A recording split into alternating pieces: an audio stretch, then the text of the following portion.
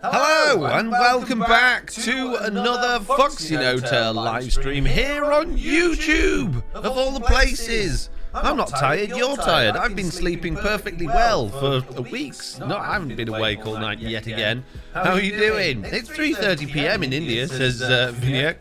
Thank you very much for letting me know that. Gab Play says it's 5:54 PM here in the Philippines. Nice to know we have our double mic source.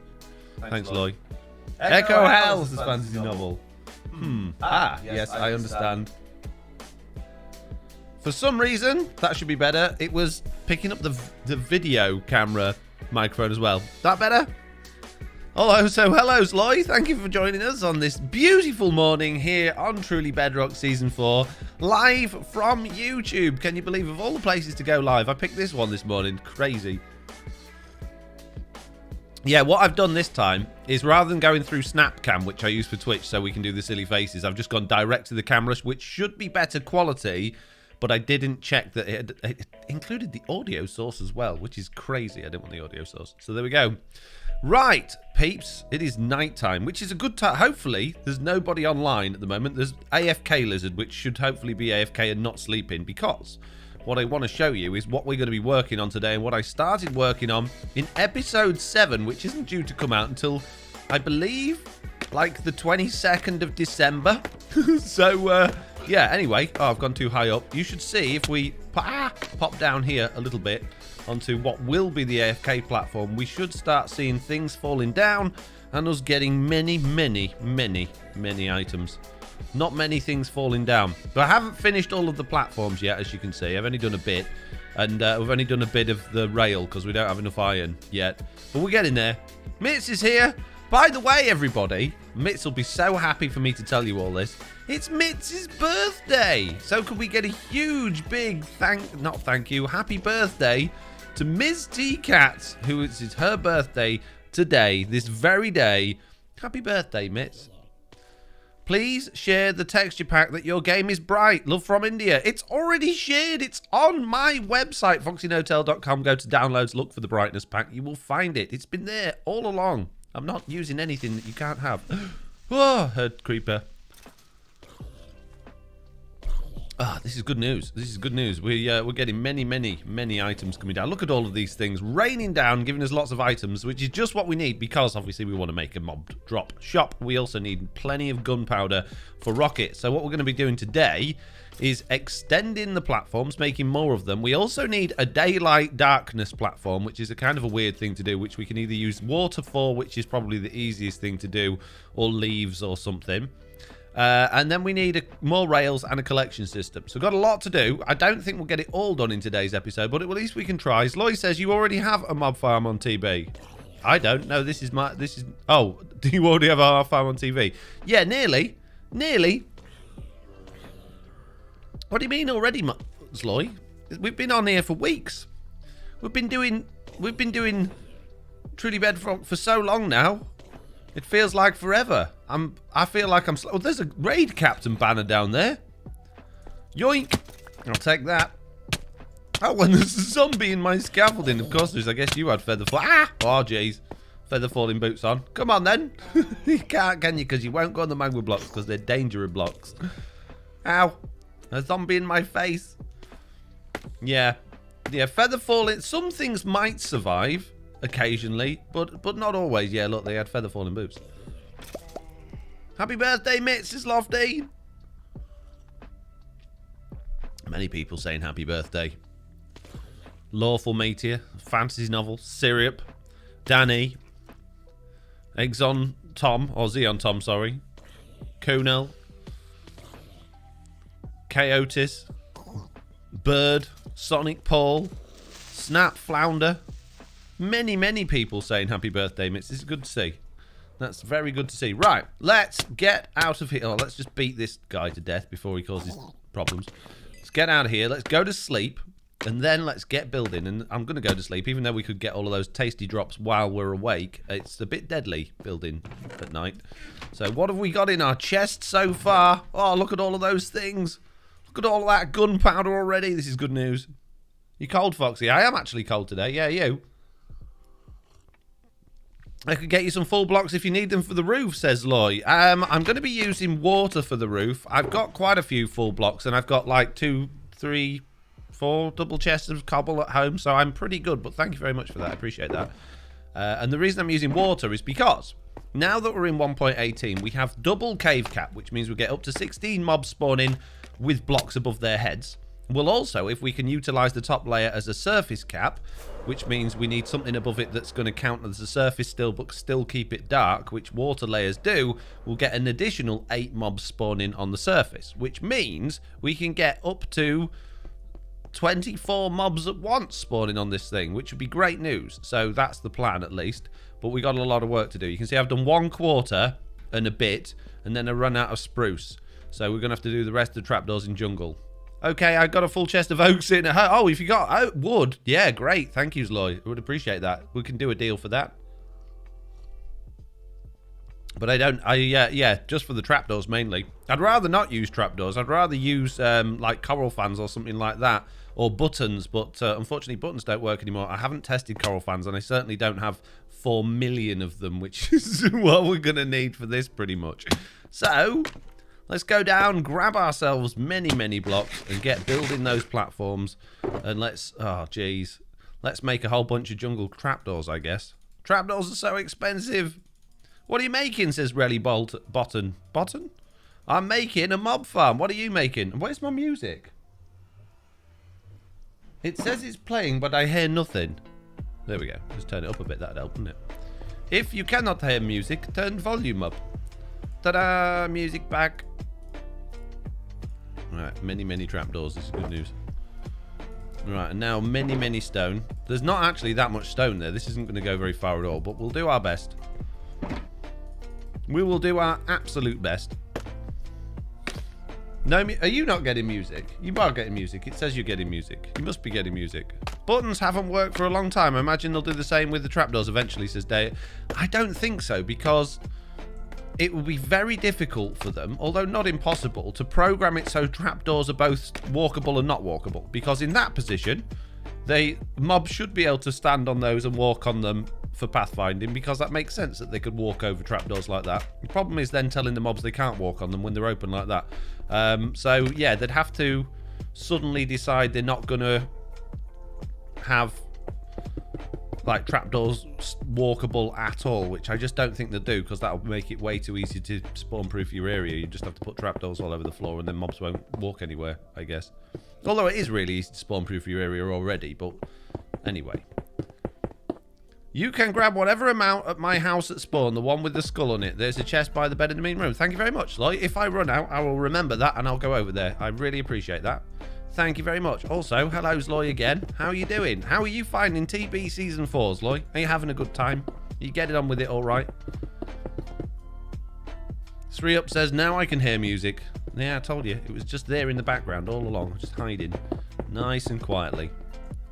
What we're going to do to make life easy is we're going to get all of the framework in first. We'll do all the outside bits first, and then we'll go in and do all the middle bits, and then we'll put all the trapdoors in. And this is a slow, boring process. And how many times have I done that? We probably should put blocks up at the corners to stop me falling off. That might not be a bad idea. This is why I got no rockets. Keep falling off mob farm that is designed to get me rockets. Finding it in my server list, says Lloyd. Brilliant. Good. I'm glad you're finding it in your server list. I'm glad you haven't deleted it from your server list. This is good news. Excellent. Keep it up, Sloy. Keep finding it in your server list.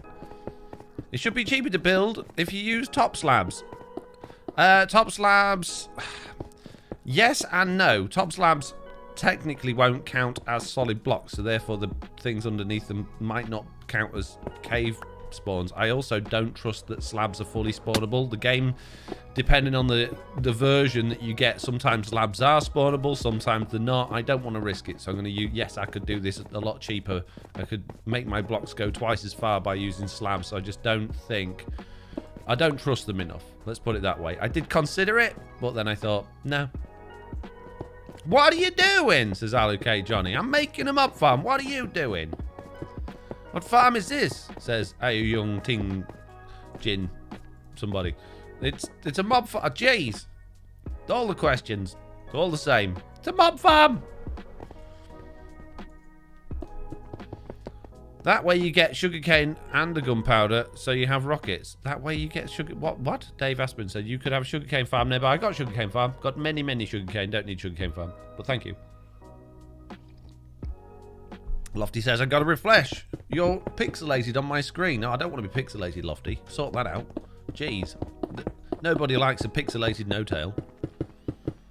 Are top trapdoors spawnable? I don't know. Again...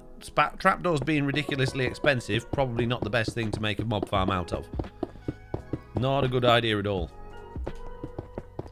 Trapdoors equals many money compared to dirt or cobblestone, which is like free and you can farm cobblestone. So, you know, if you really want to make the most of your blocks, I would probably, if you wanted to risk using slabs, use cobblestone. Slabs, because they're the easiest thing to use. Right, okay, looks like I need a pillar in the middle there as well. Jeez. But if I have a pillar in the middle, I'm not... Oh, no, I don't want a pillar in the middle because I won't be able to go round it. Pixelated No-Tail must be retro days, his fantasy novel. Yeah. I'm in 8-bit today. Am I actually... Is it pixelated for anyone else? It looks fine on my screen coming out to YouTube. I have got it on ultra-low latency mode on YouTube, though, so maybe that's got something to do with it. I don't know. Hands up in the chat, which means do a circle and a line or an emoji if your stream is pixelated. And if it's not, if it's looking good, just put a smiley face. Ready, steady, go. Many, many cobblestones, says Rolls-Royce Power, indeed. Do you like the 1.18 update, says Relly Bolt. Don't, sorry, I can't do your last name. For some reason, that very simple last name that you have just does not come out of my mouth. We got 1, 2 hands up and mostly smiley faces. So whoever's got a hand up, maybe try a refresh. Maybe change your stream quality. You can do that on YouTube. It's handy. Do I like 1.18 update? I absolutely will love the 1.18 update. I've got to admit, at first, when it first came out, I was nervous because I thought the world's so lumpy and bumpy and beautiful now that I don't know how to build in that situation. I don't know what to build and I don't know where to put it. But I just can't stop playing. If I could have logged in this weekend and played more Truly Bedrock, I would. I haven't been on it for a couple of days because it's been the weekend. I've had my kids, but if I could have done, I would. I can't get enough of it. To the point where I'm not doing other things that I should be doing.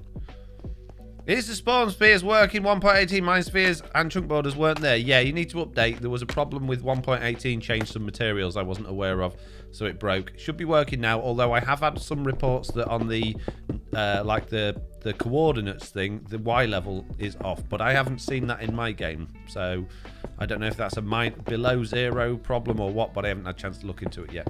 So there might be another update of that coming soon, but for now, at least you can have a version where the spawn spheres and chunk borders are working.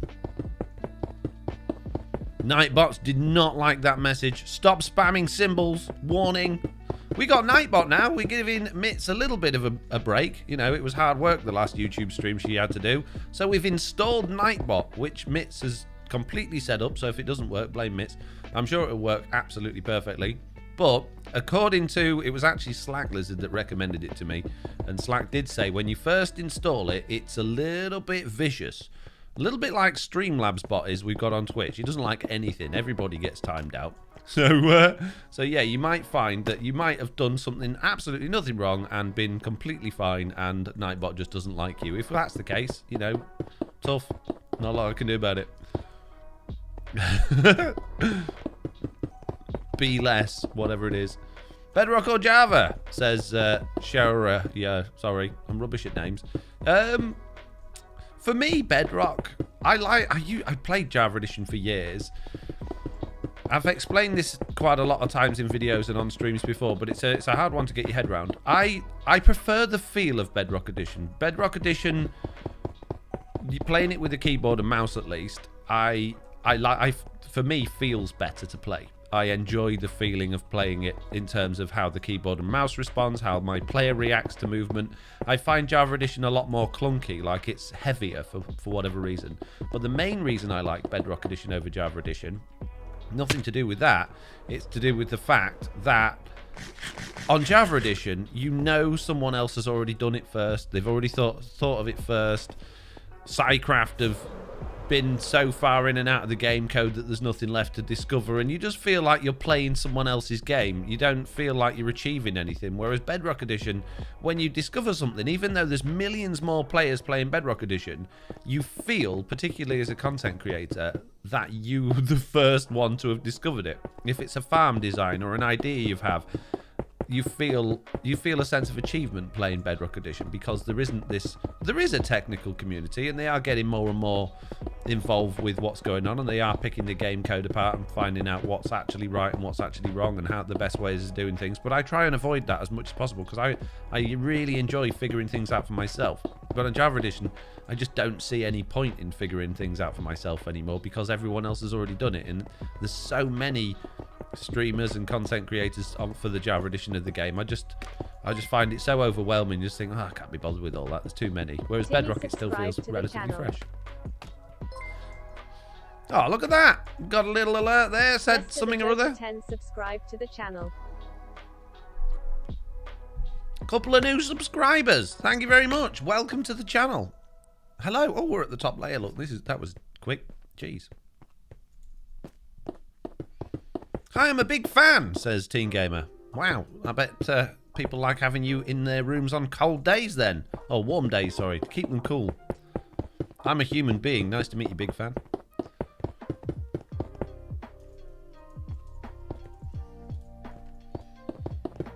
I would have to agree with the feel of Java being clunky. Playing on the new VIP server has been a lot of fun, but also quite the learning curve, says Andrew Johnston.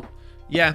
Less buggy as well on Java Edition, a little bit more consistent with what you can actually do, whereas Bedrock seems to change everything every 5 minutes. What's the most nostalgic vid? What? That doesn't make sense. What's my most nostalgic vid? I don't know. You won't get deep and meaningfuls from me. I don't do. Oh man, that's deep. That's so cool and deep. I don't get involved in that sort of stuff. I just enjoy things as they are and when they are. Mine's Fright Before Christmas, says Iron Boy. Foxy, I've come up with my own design for an iron raid farm, says Pranzo. Yeah, so have I. I haven't actually released my tutorial on it yet. It's amazing how many people suddenly started coming out with those after I made a video saying I'm making a video on it.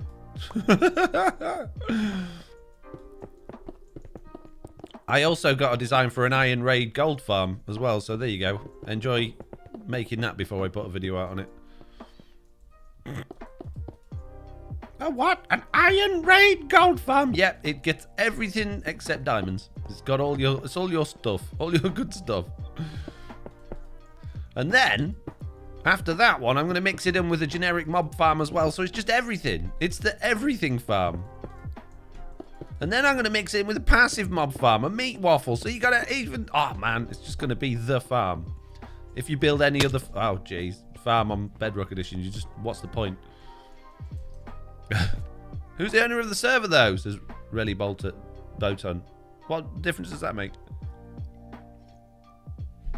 Mine is how Foxy lost his tail, says Rob Pontin. Are you updating the heads mod, says Dingo. Doesn't need updating. Works perfectly. Although I've had reports that the player heads on the player heads mob are not teleporting correctly when you're moving them with dice, so I'll look into that this week.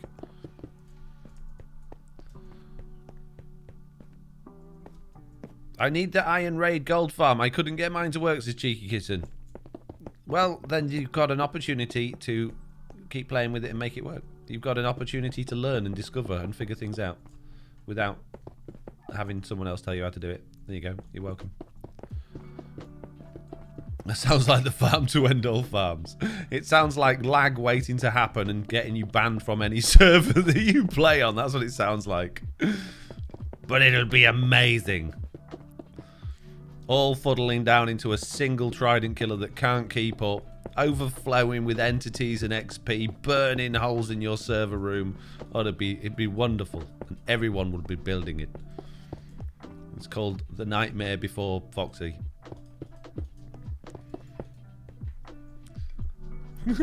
Wow. You know, you only have to ask a question once. You don't have to ask it 5 times in a row.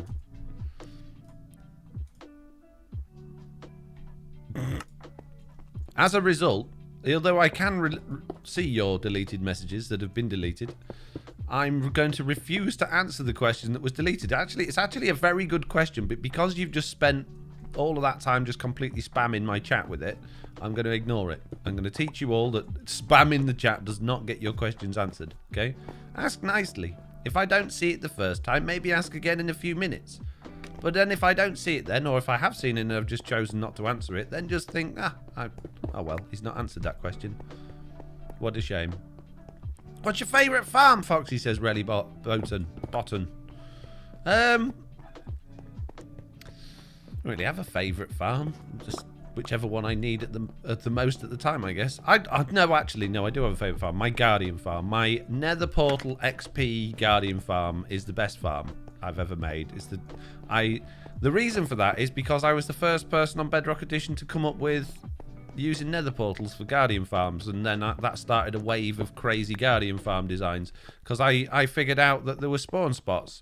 Groover Guy had I'd been talking to him, and he'd figured out that there were spawning spots on nether fortresses. So basically you could use command blocks to find out exactly where things were going to spawn, and I was like, oh, I wonder if that works on Guardian Farms, Ocean Monument. So I did some tests and it turned out it did, and I'm like, well, what's the easiest way of dealing with this then? Because on Bedrock Edition, I don't know if it's changed now, but mobs wouldn't spawn in bubble columns, so you couldn't do anything with those.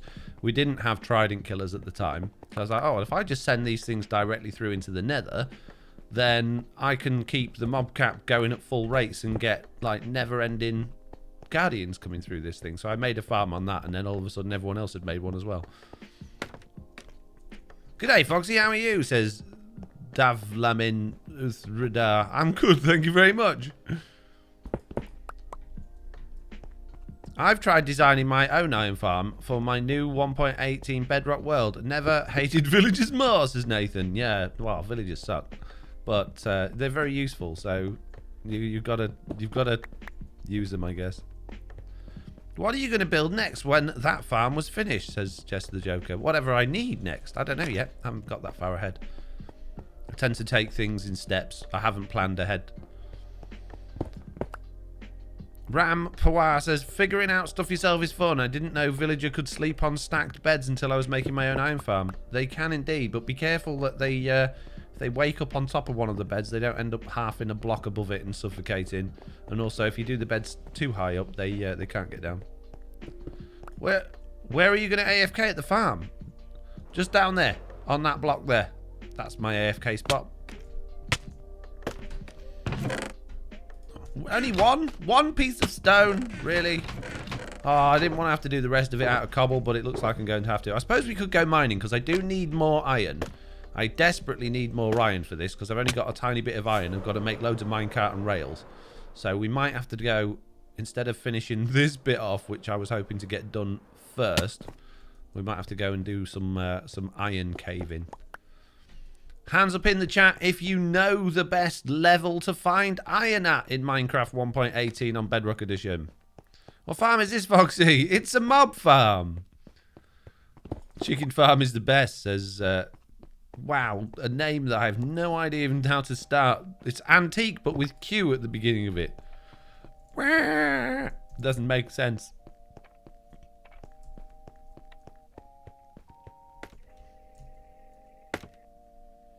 So what do you think, peeps? Best level, best Y level for iron? Come on, some of you must know it. It's common knowledge. Mojang even put out a sheet that said all of the best levels for mining out. Come on. The best place to find iron is the level where the iron is, says Rob Pontin. That is technically correct, although not the answer I was looking for. But yeah, that's right. That is very true. Well, that's that level done. Let's just get the trapdoors in on this. No, let's go mining. Let's get mining. Let's not be distracted by all of these things. Whee! Let's go mining. Let's chuck all of that junk in there. It's not junk. It's really useful. It is actually very useful, all those trapdoors. Many.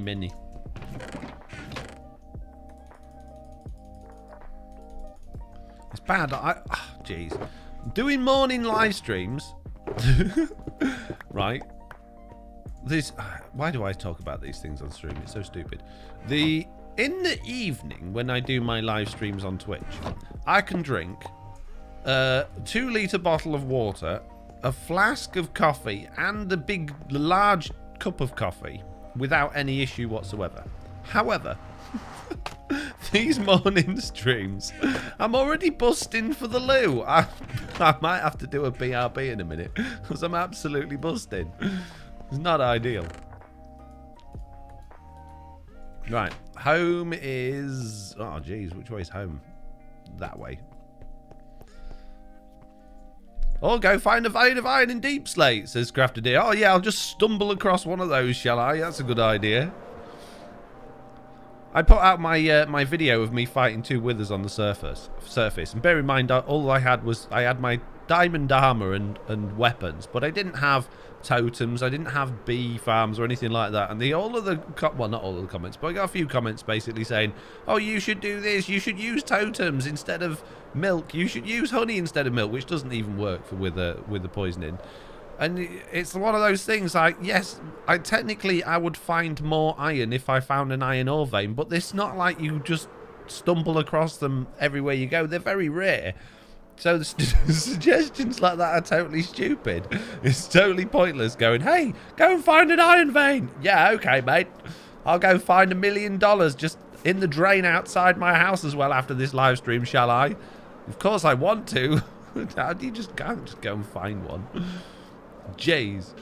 The best way to find diamonds in Minecraft is Y minus 54 to 58. I don't want diamonds, I want iron. Diamonds no good to me. I can't build out of diamonds. I build out of iron. Ah, look at all of that more stone. Just waiting for my mob farm. Amazing. Right, engage auto clicker. I need to open it first. Auto clicker. Boop. And now I can go. Well, that's what noise it makes, okay. No, it doesn't actually make a noise, but if it did, that would be the noise it made. Okay. Jeez. Ah, my rockets. Give me, stop. Just be careful when using auto clicker to craft bone meal because you end up with bone meal stuck in your hand. Don't know why, just does. Whee. Many. More. Okay, we'll leave those there for now. And now we're going to go and find iron. It's about Y15 or 16, says Nork. Is it? It is. I even have a hole ready prepared for it. It is. Whee! Ow. Didn't work. Could do with some torches, especially here, look. It's very dark here. Foxy, do you like the official Minecraft Bedrock Edition launcher on your unofficial? Why are you... there's no need to shout. Please don't. Right, it's much harder for me to read in all caps than it is for me to read normal writing, so please stop. Nightbot doesn't like it either, that's why you've just been told. Ha! Showed you. With your naughty writing in all caps. Who do you think you are? Why Bedrock Edition player don't use tunnel bore? Because we don't have infinite TNT on Bedrock Edition, and flying machines are incredibly unreliable and just will destroy everything. So that's why. That's why, bro. It don't work on Bedrock Edition. If you want to blow up your base and everything around it, then yeah, go for it. Make a tunnel bore. But if you don't want to do that, which is like highly recommended, then don't make a tunnel bore.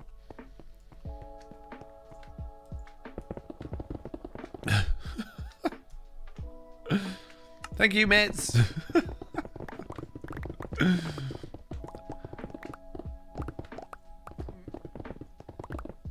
Mitch says I just fixed that. What did you just fix? Does anyone... Oh dear. Mitch, get rid of Snap Founder doing advertising in the chat. No advertising in the chat. Who do you think you are? I think Foxy tried tunnel boring machine. It kept blowing up those as Fantasy Marvel. I didn't. I've never tried that. I've never ever attempted to make a tunnel bore machine. I've had a like a in-game canon storyline tunnel bore machine, but it wasn't a real one. Never, never intended to actually go anywhere. Which is... Ah! Wow! Jeez, why it looked like a tank and not an actual Minecraft tunnel borer. Thank you, Mids. Oh, the caps thing.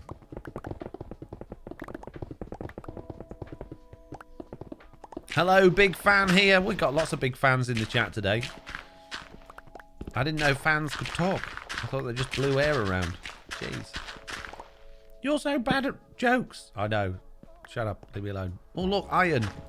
At the fabled iron level. Why am I using an axe for gravel? You're a moron. Yes, but apart from that. Because you're a really big moron. That's very true. I'm a big moron. Do you like to PvP, says LM Streak? Nope. Not even a bit. I think if it was something like Clash of the Creators or something where it was an actual proper competition, I would enjoy it, but I certainly wouldn't take it seriously because I don't care about winning. But in like this, no, I've got no interest in PvPing at all. I'd much rather... Oh, I need fortune. I'd much rather just enjoy playing with my friends on a server like this and having fun with them in other ways than trying to kill each other. I've got no interest in killing each other at all. How can I use your camera add-on in Pocket Edition, says Mr. S. Watch the tutorial. That's how you do everything. Just watch the tutorial. It makes it nice and easy for you to learn how to do it, because I literally explain how you do it in the tutorial. You're welcome. But your tutorial isn't specifically for mobile devices. Yeah, right, it isn't. But it's the same, because Bedrock Edition is the same on all platforms.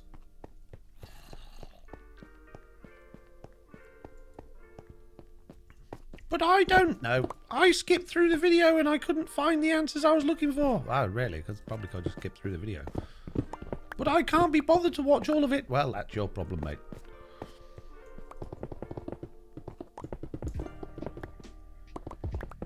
Do you have kids? If so, do they play Minecraft? I do. I have two. One is 16, the other one is 7. And they both play Minecraft.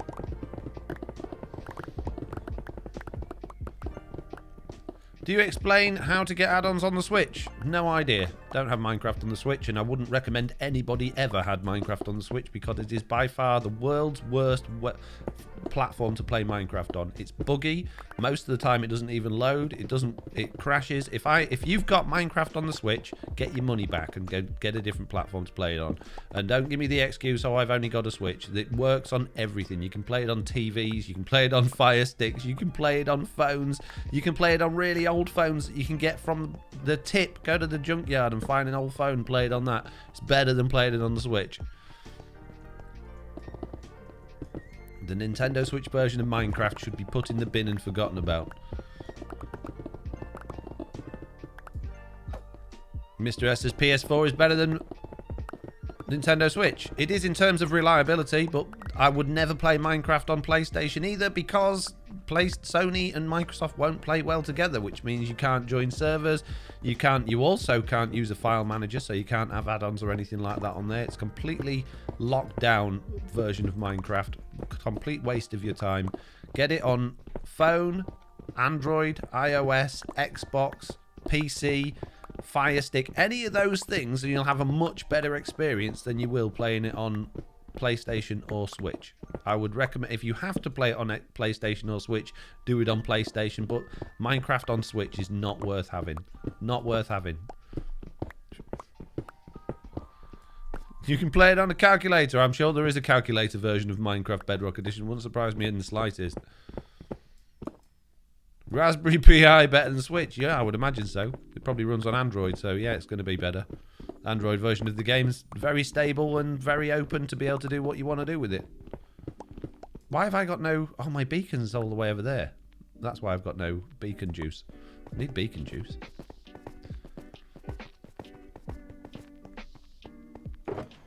We need beacon juice, guys. It's the only way. Can't do it without beacon juice.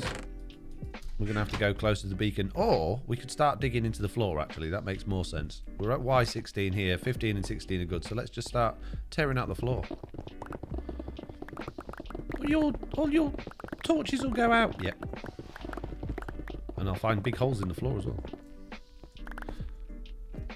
How can I add Bedrock tweaks to an Android device? No idea.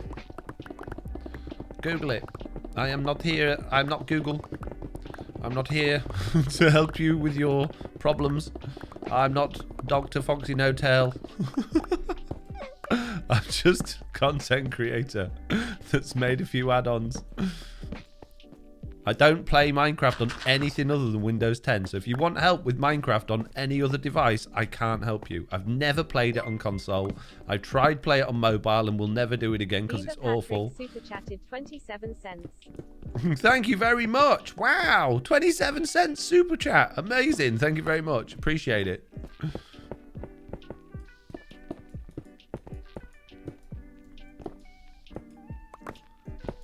Abacus was the first edition of Minecraft, says Fantasy Novel. That wouldn't surprise me. Minecraft Abacus edition.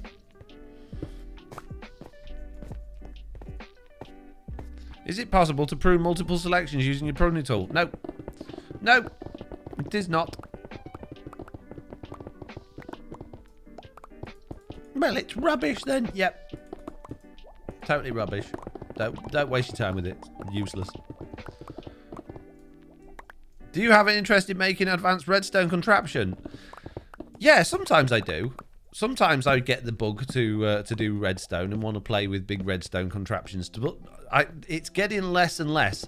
What I find as I'm getting older, right, is when I was younger, I wanted to do everything myself. When I needed to put a new kitchen in, I would do the whole... I'd learn how to do it. I'd do everything, including the plumbing myself. When I wanted to build something in the garden, or if I wanted to do renovation in the house, I would learn how to do it, and I'd do it myself. And I just felt I really wanted to just do everything. Like, and I would learn everything there was to learn about computers and consoles. And like, you know, when you go round to your elderly relative's house and they can't figure out which TV remote is the right remote for the TV, and you're like, oh, come on, it's dead obvious. It's obviously this one, and this is the button you press for that, and that's the button you press for that. Now I'm at the point in my life where I just look at a TV remote and go, why is there so many buttons on it? It doesn't need all these buttons. I don't know what half of them do, and I can't be bothered to learn. And when I need to do a job around the house, I think, I got someone else's job. I don't want to deal with that. I can't. How cheap is it to get somebody else to do that for me? Because I can't be bothered. So giant redstone contraptions is a little bit like that. You get to a point in your life when you just think, I'll leave that to someone else. I can't be bothered with that. How do you find music this other side faster? No idea. Google it. Go looking for it. Not a clue. Another thing in Minecraft I couldn't care less about is music discs. Completely pointless addition to the game. I liked the Pig Step one for 5 minutes because it was a nice song, but that's been overplayed to death now and I hate it. Foxy, I'm your huge fan. I tried to reach you through Discord, but I can't. Oh man, did you try and DM me on Discord? That's not how you go about it. You don't have to. You don't need to message me directly. It's not emergency. I could not help you in any way. If you want to get hold of me on Discord, I read and listen to my Discord all the time. I might not talk on all of the channels very often, but I read the main channels very regularly. So the best way to get hold of me on Discord is to join my Discord, make friends with people in the community, chat, ask your questions in the relevant channels, and just hope that I see it or wait for me to see it. Or if it's desperate, if you really desperately need to get hold of me for something that's genuinely important and not just because you really, really want to, then contact a moderator or an admin and let them know. If you come into my Discord and the first thing you do is direct message me or one of my moderators or admin, you're gonna get blocked first. You get instantly blocked, and then if you continue to pester people, you just get banned. And it's as simple as that, because there's so many people that just want to join to just ask me, will I go and play on their realm, or will I go and play on their SMP, or my add-on doesn't work on their device and how do I fix it? I'm not here to do that. I make tutorials for all of my add-ons. If you can't make it work after watching that tutorial, then feel free to join the Discord and ask in the relevant channels, but don't be entitledly expecting an answer within minutes. Nobody there is paid to answer your questions. I don't get money for my add-ons. They're free, so there's no desire or requirement for me to be there fielding your technical support questions. If there's a genuine problem with one of them, I'll try my best to fix it in an update. But again, if you come along just expecting technical help and then demanding it or getting upset about it if you don't get it instantly or being rude to people, you'll just find yourself banned. And that's happened way too many times for my liking. People have come along, they've asked for help.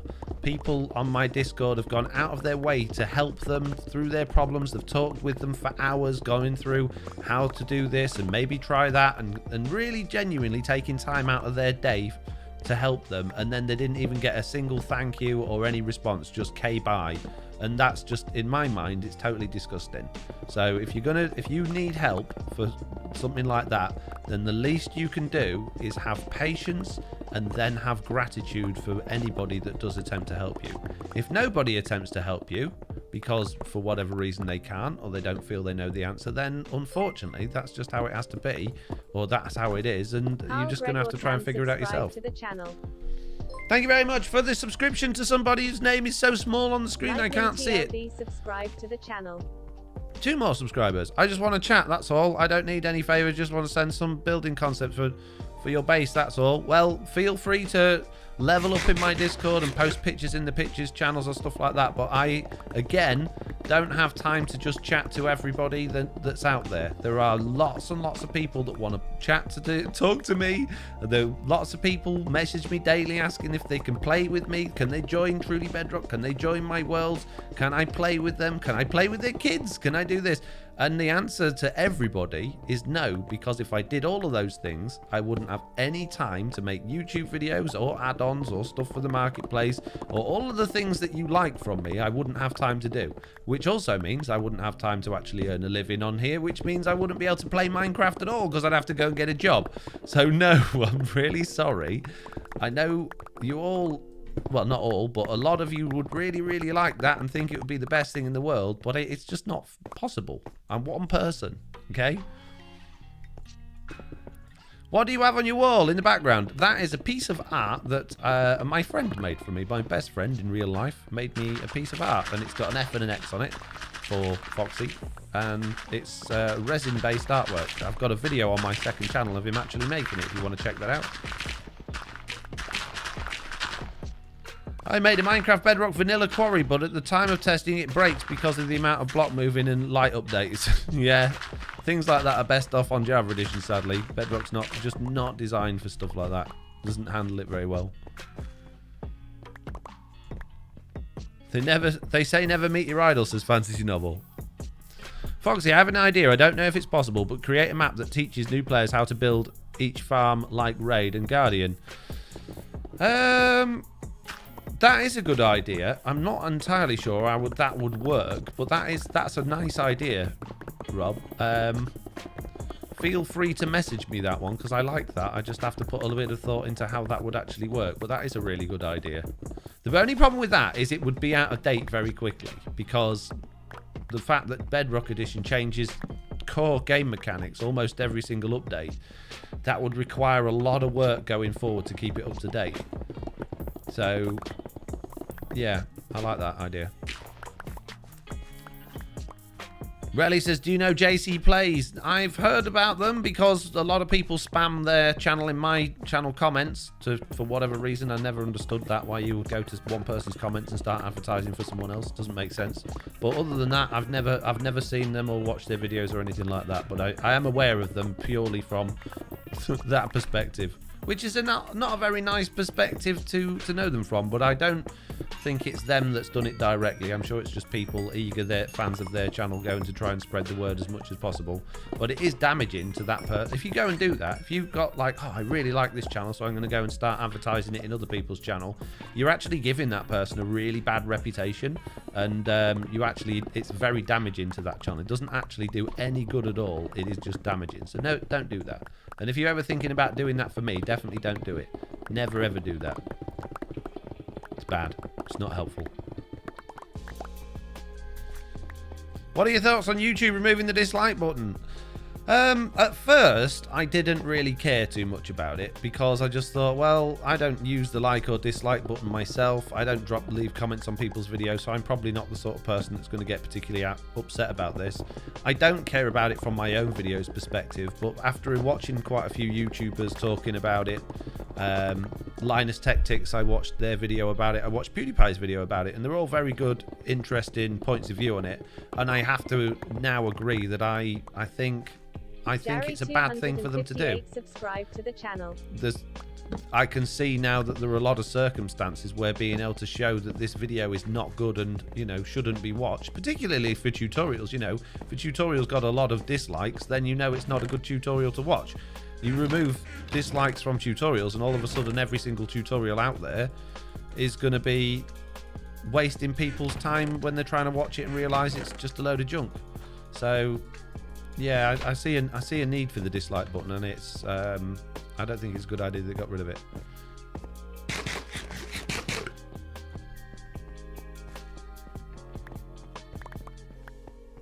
Why don't you use a durability pack for tools, says Fall Cheater? You don't need to. There's a little bar at the bottom of each one of your tools that tells you how far it's running out, and when it gets close to running out, go and fix it. There's absolutely no need at all for a durability bar. You don't need to know exactly how many uses your tool has got left. It's completely pointless. If you are playing Minecraft to the degree where you're using your pickaxe until it's got one use left and then repairing it, you're not being efficient, you're just being pedantic. It's a total waste of your time, putting more time and effort into focusing on things that don't matter, and when you could be, you know, using that time for things that are more important, that you get more enjoyment out of. So if you're using durability pack, I would strongly urge you to just rethink a lot of the decisions you've made and consider trying to play without it for a bit and see what difference it makes, because I tell you what, you'll enjoy it a lot more when you're not focusing on such insignificant little details. You'll get a lot more enjoyment out of the game. That's my opinion. You might feel differently, but that's my opinion. Hey Foxy, can I use your add-ons for my survival series on YouTube? You can. The only limitations there are to my packs and add-ons is you must not resell them, you must not offer them for download anywhere else, and you must not redistribute them. You can use them on a realm, you can use them on a server, you can use them on worlds that your friends play on. You can do any of those things, I don't mind. You can even, if you want, edit them and for your own use or use with your friends on a server, you can change them. But you can't edit them and then share them as your own. You can't re-upload them as your own. You can't put them on your own website. You can't make a video about them and then link them to your own link in the description and hope that you're getting to get advertising revenue from that link. You can link back, you can make a video about them and link back to my website, where is the only place that they're hosted, but otherwise, yeah, you can't. And there is license information in all of the packs now and on my website, so you can find all of that information. What you can and can't do with my packs directly in the packs themselves.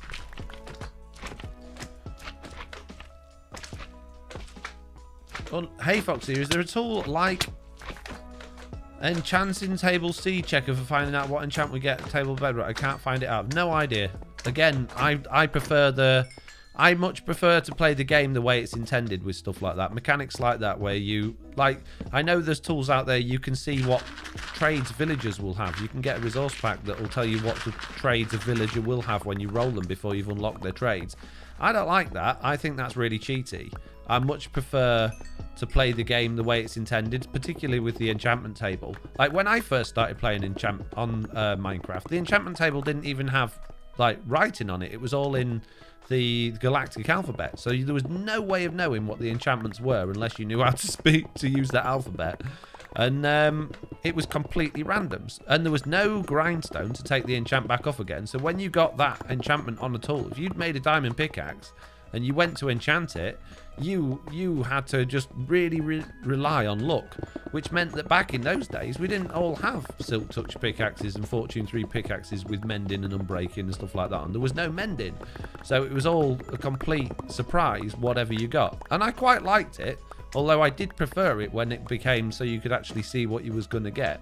And then they made it much easier to enchant stuff by giving you a grindstone and making it easier to get levels. And I think the system in place they've got now is really good and really fair. So personally, again, like I say, it's up to you what you do and how you play the game. There's no right or wrong way to play Minecraft, and that's the great thing about it. But I don't know where you would find that information or what packs exist to do that, and I wouldn't be interested in having one or making one because I like the way that it works, and I think it's right the way that it works.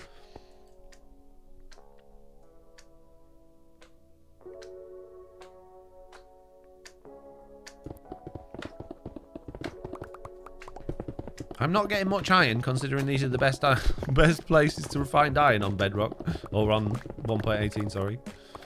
I feel like I've hardly got any iron at all since we started doing this mining. Can you make full bright pack for 1.18? What, like a night vision pack, do you mean? I won't make packs that allow you to cheat in the game. I make packs that allow you to help you in the game, like before they got rid of shaders on Windows 10 and Bedrock, and now on Android devices.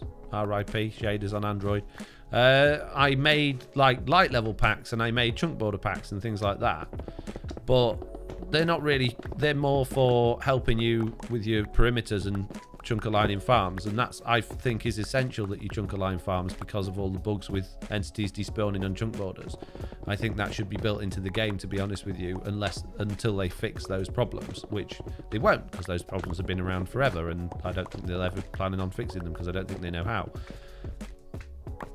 So no, if you're asking me to make packs that allow you to cheat in game, like X-ray packs or packs where you've just got permanent night vision, I'm not going to do that because I don't agree with it.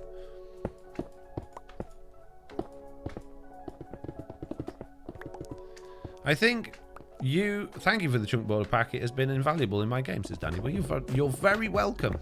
Very welcome indeed. Thank you for using it. Thank you for downloading it. Fantasy Novel says Java gets it built in. It does indeed. It does. But they have, the developers have said, I mean, this is the entire reason we've now got light level changes in Bedrock and Java to make it so that mobs will only spawn in 0 light level. They want to move away from that. They want the game of Minecraft to be obvious how to play and not require you to use basically the developer tools like the F3 screen they don't want you to need those in order to achieve the things you want to achieve on a technical level. So I get that, but I also see how important those things are, and I still think a proper F3 screen on Bedrock would be really useful, and it'd be great if they could add that in. I just can't see anything in the cave. Started a new world, can't see anything in the cave. Make torches. Make some torches then. Do what everyone else in the world does. There are millions and millions of players playing on Minecraft. Minecraft, subscribe to the channel. Woo! Thank you for the subscriptions. If you're finding yourself struggling with an aspect of it, then just do what everyone else does and make torches. Don't think, oh, I can't be bothered to do that, or it's too hard to find coal. If you're struggling with motivation to do the most basic of things in the game, like crafting torches, then maybe Minecraft's not for you. Maybe you should try a different game, because it sounds very much like Minecraft is something that is too hard for you.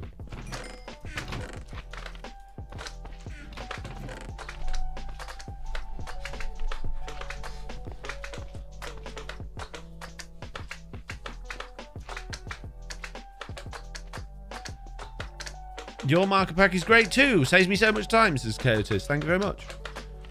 If you do not have torches, says Nemesis. Oh yeah, use charcoal, you put, if you don't have torches. Pun says, who needs an F3 screen when you have a Foxy armor stand? That's very true. Markers add-on and on the server, says Relly Bolton. Yes. How can I make a fast mob farm so the drops will be 50k plus per hour? Jeez.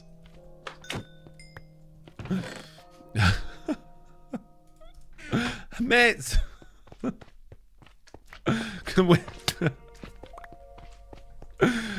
Oh dear.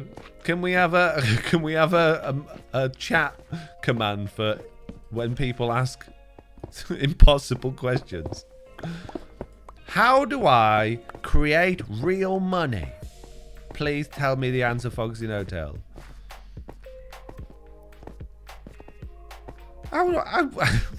How would you even begin to think I could answer that question? I don't know. Why would I know the answer to that question?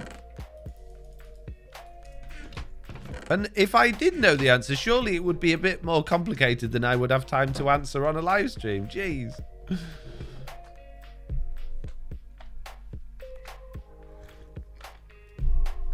Hey, Foxy, how did you get started in all this, says Stuart Knorr? Well, Mitz, have we got a command for that yet? Or do I still have to actually tell people? Have you got a cheaty command for that one? No problem if not. I'll tell people, but it'd be handy if we did. I think we've got one of those on Twitch.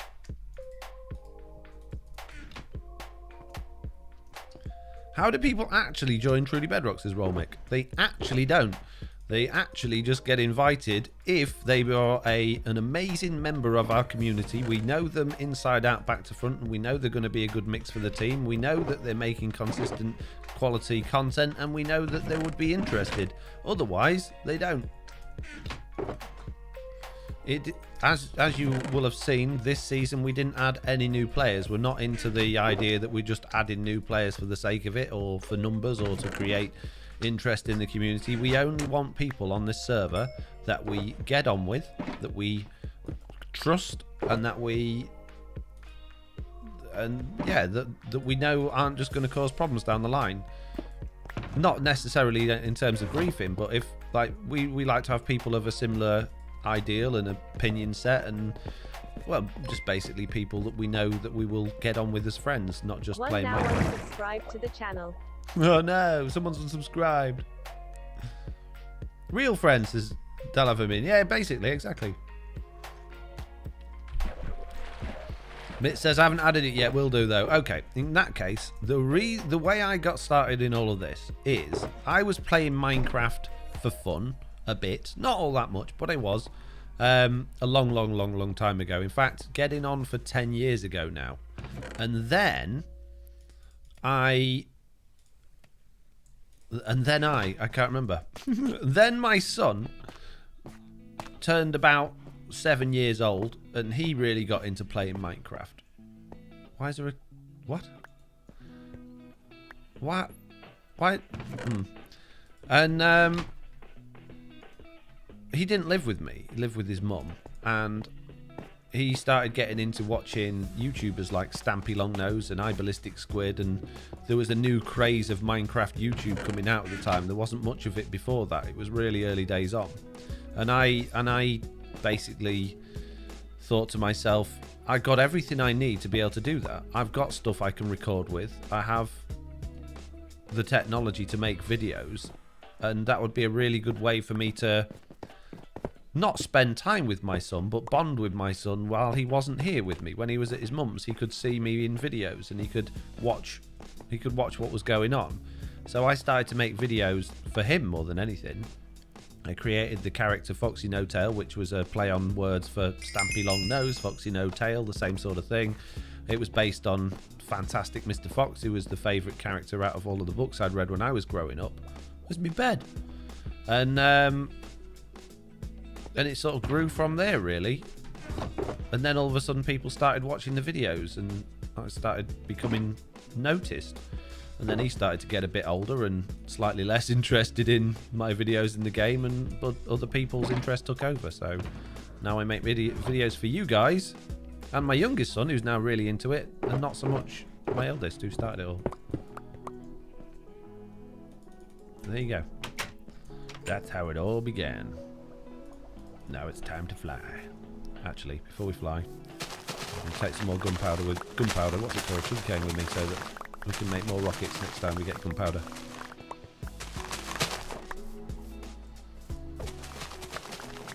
Callum, Foxy does have a vid on setting up Bedrock server with MC Plays. Do I? I do. I have lots of videos on servers. Did you know you can actually search a YouTube channel for videos?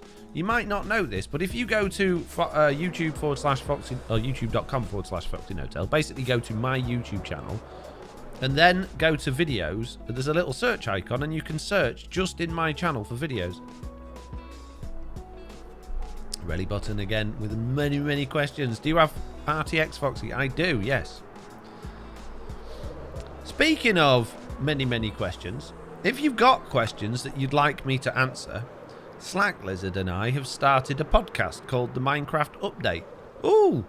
Wowee! Thank you very much, Dalavmin, who has just joined as a member, I believe. Amazing! Thank you very much. That's absolutely fantastic. Thank you so much. Make sure you join the Discord to get your perks and ranks. Yeah, so Slack Lizard and I have created a new podcast called the Minecraft Update, and we are after questions and feedback for that. So if you've got questions that you want to ask, either drop into my Discord and ask questions in the Questions for Foxy channel. If you can't do that, listen to the first podcast, which is on my second YouTube channel, or you can find it in the many links to the actual proper podcast through Apple Podcasts, Spotify, Google Podcasts, and all of those good things. And we've got an email address that basically you can write your questions to, and we will read them out. Oh my goodness me. I'm trying to press forward and answer them actually on the show. Do you think chunk loaders cheating, says DJ Gaming? Depends on what you're doing with them. Ticking areas exist in the game for a reason. As much as they're mainly there to have... to make it easy for map makers to actually make interesting maps by keeping things loaded. They do serve a technical purpose as well, and they allow, make it possible for technical players to be able to do things they wouldn't otherwise be able to do. I think you could definitely use it in a way that is, I would consider, very much cheating, is that's basically just so you can keep your farms running while you're not there. I don't see the point in that. You might as well. Nobody needs that many items that they need to have their farms constantly loaded. You can only use so many, and even if you're on a popular server with a shop, you don't really need to do all that much AFK to get enough items to do it. But I understand that there is a desire to create farms that have ridiculous outputs and run them 24/7 because people see content creators do it, and they see tutorials saying, hey, build this mob farm because it's got 1 million items per hour on YouTube, and they're going to go, I want to do that in my world. It's completely pointless.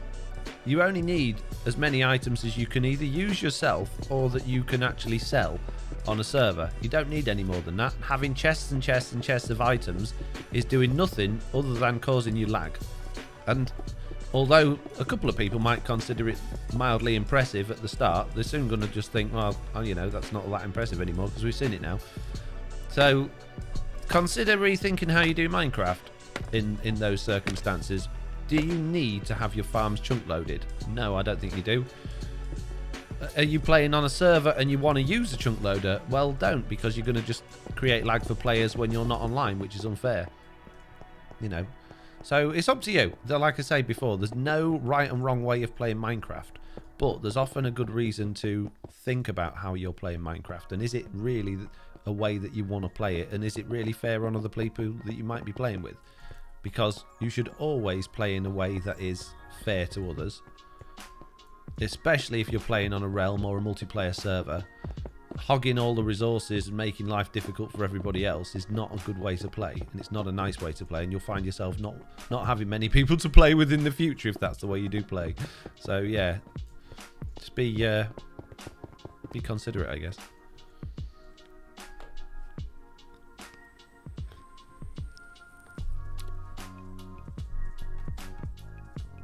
I like tutorials that prioritise easy to build over 100% optimization, says Deruza. Yeah, me too. 100%. I would much rather have an easy to build farm that will give me just enough stuff that I can actually use in game than have one that's ridiculously overpowered. He says building this ridiculously overpowered mob farm. But I'm not going to spend much time at this ridiculously overpowered mob farm. This mob farm will generate me a lot of items quickly, which means I don't need to AFK at it for very long in order to fill up what I need it to fill up, and therefore I can concentrate on doing other things and not causing lag for my server mates. But you just said shh. I found it on Foxy's website under the Add-ons section, says Frog Grub. I don't understand. Zish9 with quite a good question, actually. Says, why don't you play Java? I do play Java, and I did play Java. I just don't do it very much now. I prefer Bedrock Edition for various reasons. One, I find it better to play, as we've already talked about earlier on in today's live stream. I just find it, less clunky, and I find the movement of the character easier to get on with. I enjoy the fact that you always feel like you're achieving something on Bedrock Edition, whereas Java, everybody's already done it all a million times over, so I feel like there's not much point. But most of all, the reason I play with Bedrock and stick to Bedrock and don't do any Java content is because the majority of my viewers play Bedrock Edition, and I get a lot more views, acknowledgement, and Cyan Z United super chatted 80 cents. I really enjoyed your last Wither fight. Thank you. And closeness to my particular audience by playing on the platform that they play. If I played Java Edition, then I wouldn't be making add-ons for Bedrock Edition, and a lot of you really enjoy, using my add-ons. So I don't make data packs for Java Edition because I don't really play it all that much. But if I was playing Java Edition rather than Bedrock Edition, I'd be making data packs instead of add-ons. So when I used to make Java Edition videos, I got a good number of people subscribing and viewing, and it was great. But I got a whole lot more when I started playing Bedrock Edition, because suddenly I was playing the version that they were playing as well, and I was relatable. So that's why. Do you have any cats or dogs? I have a dog. I don't have cats. I'm allergic to cats, and in my all honest opinion, I know it's not a very popular one, I don't find cats to be good pets. We've had cats when I was growing up, and I know some cats can be nice. We didn't have particularly nice cats, so my opinion is skewed. I realise that some people have cats and love their cats and have absolutely brilliant cats. But dogs to me are great because a dog is always happy to see you. It always wants to be with you. It's just happy whatever you're doing. Whereas cats, I found, don't want to really be with you. They don't like spending time with you. When they do, they just want to scratch you, and they just clear off all day outside, and you don't see them for 20 hours out of the day. That's my experience with cats. I know other people have different ones. I know there is different opinions on it, but that's my opinion on it. It doesn't have to be the same as yours. We don't have to agree before you start, okay? Mitz says not offended. I know you've had amazing cats, Mitz, and I know you love cats, and I know you've had, you have had much better experience with cats than I have. So I appreciate your opinion on cats, but you must also appreciate my opinion, okay? Well, you don't have to appreciate it, but you have to respect it. Respect my opinion. Hi, how are you? Says War Junkies. I'm good, how are you? What's your opinion on whether the nether roof farm should be on Bedrock, which most likely will never happen? I don't think they should be. Unpopular opinion time again. These things, I find it so frustrating when I look at the world and all I see is sheep. You are all sheep. You're all there just being sheep. Not all of you, but a majority of you are sheep. You see somebody else doing something, and it looks cool, and they make it sound cool, and you want to replicate it. You want to do it as well. Hey, they've done something cool, so I want to do that. They've got something good on Java Edition, so I want it on Bedrock.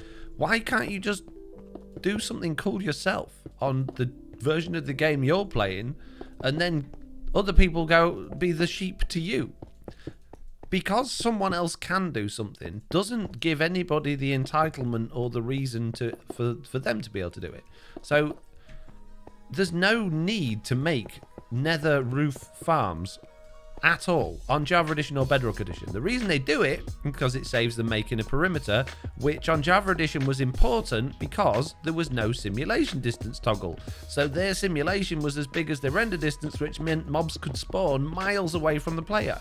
On Bedrock Edition, we don't have that. There's no need to have that. We can have, like we've got on Truly Bedrock here, a simulation distance of just 4 chunks, which means you can have amazing farms in such a tiny area and not have to worry about perimeters. The other thing on Java Edition is their perimeters don't have a Y value, so you can be standing at like sky limit and mobs will be spawning and despawning down at Bedrock. So that's changed now. They've got a simulation distance, so we don't need it. We don't need that. We can just go and find a big open space in the nether and have a perimeter around us, which means we don't need to be above the nether roof. It doesn't make any difference to us. So before you start getting all upset that we don't have something someone else has got, and I'm not saying the person that asked the question is, but I've seen so many complaints and arguments about it on Twitter and in videos of people complaining that we can't have access to the nether roof and being desperate for it. You're only desperate for it because you've seen someone else has got it and you don't have it. When you take a second to consider if you actually need it, you'll realise you don't need it and it's completely pointless, and therefore you're not going to be upset that you don't have it. Okay?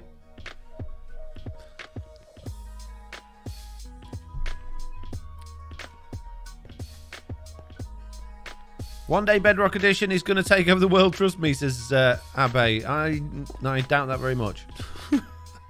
Nether roof quick travel portals, though. No need to build around the environment, which is dangerous but fun.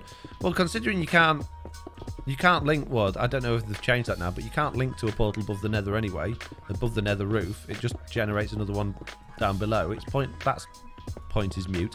And again, that's just, if you're going to have quick travel through the nether, if you're going to go, okay, I accept that we're going to cheat in order to quick travel rather than going through the terrain that Minecraft has provided for us, why don't you just put command blocks in your world and just have pressure plates that teleport you from one place to another? Why is going above the nether roof any different from that? If you justify yourself one thing, it's not that much of a stretch to justify another way of cheating your way around the map. And to be honest with you, for content creator servers such as Truly Bedrock, if the other members said, hey guys, I think we should have fast travel systems in place where we can teleport from one person's base to another, or the shopping district to each other's bases, I'd be all up for it, because as a content creator, the act of traversing the terrain to get from one place to another when you're at late or end game, when you're all full of netherite or diamond and there's not much chance of you dying because you've got rockets and you're just flying everywhere, traveling becomes completely pointless. It becomes completely unnecessary. It's just time spent going from one place to another. So I'm not calling anyone out saying, hey, I think it's a cheaty thing to do. If you think that's the case, if you think, yeah, I would like to cut out travel, then don't worry about not being able to do it because the same way that Java Edition do it, put a command block in your world and have fast travel. Timmy C says, hey Foxy, nice to see you here. Hello. But the Joneses can build on the roof, says Zachary. I know, the Joneses have got one and their Christmas tree's loads bigger than mine. It's not fair.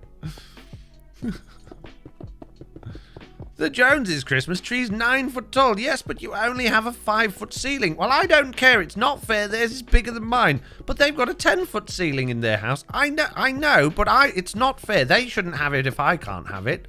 They should have a 5 foot tree on their 10 foot ceiling. Do you realise how moronic that sounds? Stop being sheep. Think for yourself. Be individual. Do stuff that makes you happy without measuring yourself against what makes other people happy. You have no idea what makes other people happy. You've got no idea what it feels like to be anybody else. You've got no idea if they feel normal. Nobody feels normal. Be yourself. Do what makes you happy and be happy in your own skin, and you will have a very happy and enjoyable life. If you keep comparing yourself and measuring yourself up to other people, you are permanently going to be miserable, have a miserable life, and feel like you don't fit in. Okay? Jeez. That's an order. The only thing I can think of that would really like to see in Bedrock is offhand torching. Not absolutely needed. No, I would love that. I would absolutely love that. That is one of the main parity things that I would absolutely go for. And speaking of which, Megaspud, who is one of the Minecraft Bedrock community coordinators, I believe, put out a tweet the other day saying, just to basically get an idea of what people are looking for with parity, what would you like? And I put that I would really like the use of the offhand, particularly for being able to place torches, which I would. That's, you know, in my opinion, that's what I would like. But that opinion was wrong. That opinion was wrong to several people, who then pointed out to me that it wasn't fair and it wasn't going to happen because people on touchscreens couldn't use it. To which I then replied, well, I'm sure Mojang could find a way, but even if they can't, that shouldn't stop some of us from being able to use it. And then I used the example that on a console and on touchscreen, you can hold crouch. You can press a button that activates crouch, and you stay crouched no matter what happens. But that doesn't exist on the Windows 10 version. The other thing I also pointed out is that every single version of Minecraft now can use keyboard and mouse. So you can plug a keyboard and mouse into an Xbox, or you can use a Bluetooth one on a phone, on Android or iOS, and everybody can play Minecraft Bedrock Edition with a controller or a keyboard and mouse. There's no limitations on any device now other than owning a keyboard and mouse. But that wasn't good enough, what I said to these people. Those people then basically put words in my mouth and said, so what you're saying is you have to buy that everybody will have to buy a controller if they want to use that feature. To which my answer was, well, yeah, if you want to use a feature that you can't do natively on your device, that's the case. Well, in that case, then everybody should, or Mojang should be giving out free controllers to everybody on Minecraft on touchscreen. And I just think, how ridiculous are you guys being? It's so stupid. You can have something built into a game that is not necessarily available for everybody without it being a big issue. Why does it have to be like everybody has to have the identical experience when you're playing on different devices? It's great that we've got crossplay against those devices, and it's great that the version of the game is very similar on each of the devices so that you've all got the same experience of the game. But there's no, the touchscreen experience is far different to keyboard and mouse, and so is playing with the controller. They all offer vastly different experiences of the game, so why do they have to match? I just don't understand the logic there at all. So anyway, my opinion, which obviously was to enable the offhand for touch placing, was wrong because it wasn't fair. It baffles my mind how people can have such bizarre and strange reactions to somebody else's opinions and beliefs.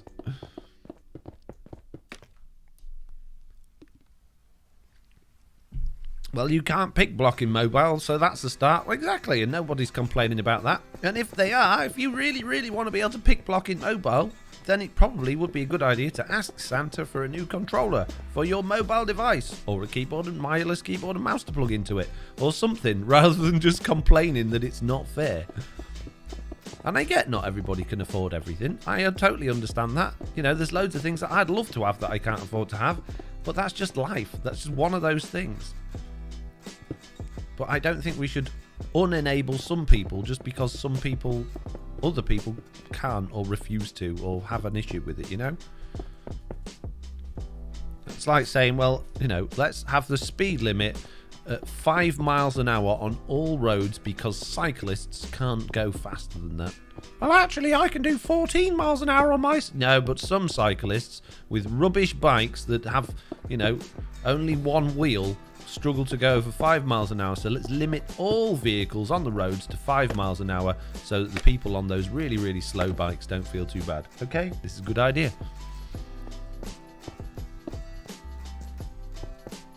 I use my old Xbox 360 controller.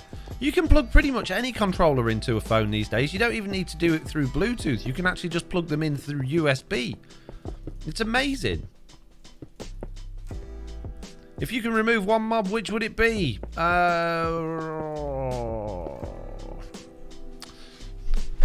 Dolphins.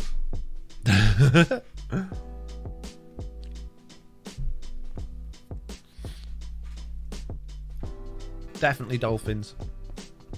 Only on Java Edition, though. Bedrock Edition dolphins are okay, I guess. I'll let them off. Right, we've placed all of the solid blocks. We've got 1 million trapdoors to place now. And then we've got to put a roof on this thing. How hard could it be? Baby zombies. Torching offhand is needed for Bedrock. Why are people having issues with it? It's not needed. It would just be nice. Again, this is one of those things where we've seen it somewhere else, so we want it and we feel entitled to having it. We don't need it. We get on perfectly well without it. It would just be nice. There's no requirement for it. I am not unable to play Minecraft because that doesn't exist on Bedrock Edition. I can play it perfectly well. I got a link. What does it mean this time? I've got a subscriber. Thank you very much for your subscription. Many people subscribing, considering I'm being a right misery guts about everything. Connective glass would be amazing as well. Yeah, but that's not a Minecraft thing, is it? That's something that's been added in by third parties. So that's just a case of somebody figuring out how to do it properly, which is really hard to do on Bedrock because there's no easy way to detect what block's next to what block, particularly horizontally. It's not too difficult to do vertically, although it does create quite a lot of lag when you're doing it over multiple blocks. I don't use offhand torch on Java, says Fantasy Novel. I do. I think it's amazing. I would love it on Bedrock, but I'm just saying we don't need it. Language is everything. Bedrock allows you to place blocks in front of yourself without having to block below, which makes it okay not to have offhand torches. Why does it have to be either or? Why does it have to be we've got this so they've got that? Why does it have to be an eye for an eye? Well, you know, why can't things be individual? I get what you're saying. We've got this and they've got that, so I'm not going to complain. But you don't have to put them together, do you? You can just say, well, you know, there's a feature I would like, but we don't have. And here's a feature that we've got that they don't have that they would probably like. And they're just separate. They don't have to be the same. And my phone's just gone bzz, bzz, bzz. Who is it this time? Oh, goody. Oh, man. You've got... Chartwells would like to remind parents that they only have till midday to order school lunches for the first week back after Christmas. Jeez. Good job I'm not in charge of that. That'd be Oliver's mum's job. This is good news. I can ignore that text message. Offhand torches have no problem on mobile. You can just tap to place them if you have something that can't be placed, like a pickaxe in your main. Yeah, the argument that it's not suitable for touchscreen, I don't agree with. I think people have invented that argument because that's what they assume and that's what they've heard other people say. There was something else that somebody came up with. They said, oh yeah, in this Twitter thread that we had going on, fact, this is why Mojang won't do this. And I thought, well, that's not fact. You've just invented that because that's what you think it is, because that's popular opinion. I think the reason that they're not doing any of those things is because they've said quite clearly and quite loudly, publicly, that they're working on a new combat system for both versions, although they're only testing it on Java Edition at the moment because that's the edition of the game that Jeb, who is working on the combat system, knows how to code in. He's not a C++ developer, he is a Java developer. That is what they're hoping to unify the game versions in their combat. That's why we haven't got Sweeping Edge on Bedrock. That's why they're not pushing for parity on block placing and breaking mechanics or combat mechanics, I think, because that's what they're pushing for. At some point, who knows when, maybe 1.19, maybe 1.20, maybe further down the line, there will be a parity update on combat, which I think will include things like use of offhand. And now that means they'll either take it away from Java Edition because it's complicated and doesn't work, or they'll come up with something new for both versions, or they'll bring that over to Bedrock Edition. But I don't see that happening until that point.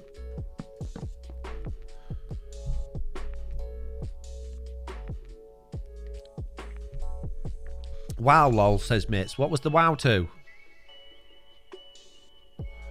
Look at this mob farm design is going to be uber slow, lol. Well, that's a... You're clearly an expert in these things. Would you like to share that, or would you just like to have an aggravating and pointless opinion? You're entitled to it, of course. So the mobs need to drop themselves, meaning after the spawns it will take each mob a few seconds till it goes down. Then you don't have many spawn places. Oliver situation says Mitz. Oh, okay. This farm I have used many times. It works incredibly well. I get incredibly good rates, and now that we have even better spawning stuff on 1.18, i.e. we get mobs spawning in twice as many cave mobs spawning, it's going to be even better. And having done some preliminary tests on it, it's absolutely wonderful. Now, this is wonderful for me.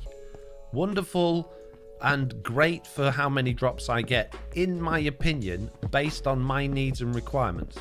I am not claiming, and have never claimed, that this is the most efficient or best mob farm in the world, and I'm not interested in creating the most efficient or best mob farm in the world, because I like to make ones that work for me. I like to make farms that are lag friendly, server friendly, and provide a reasonable number of drops that I can then use throughout the season without having to AFK these things for hours and hours and hours on end. So, and then you have no looting. You're right, there'd be no looting from this, but I don't need it. There'll also be no lag from trident killers and pistons, requirements of getting a trident, or having to worry about tridents despawning like they seem to consistently do in the last few versions of Minecraft.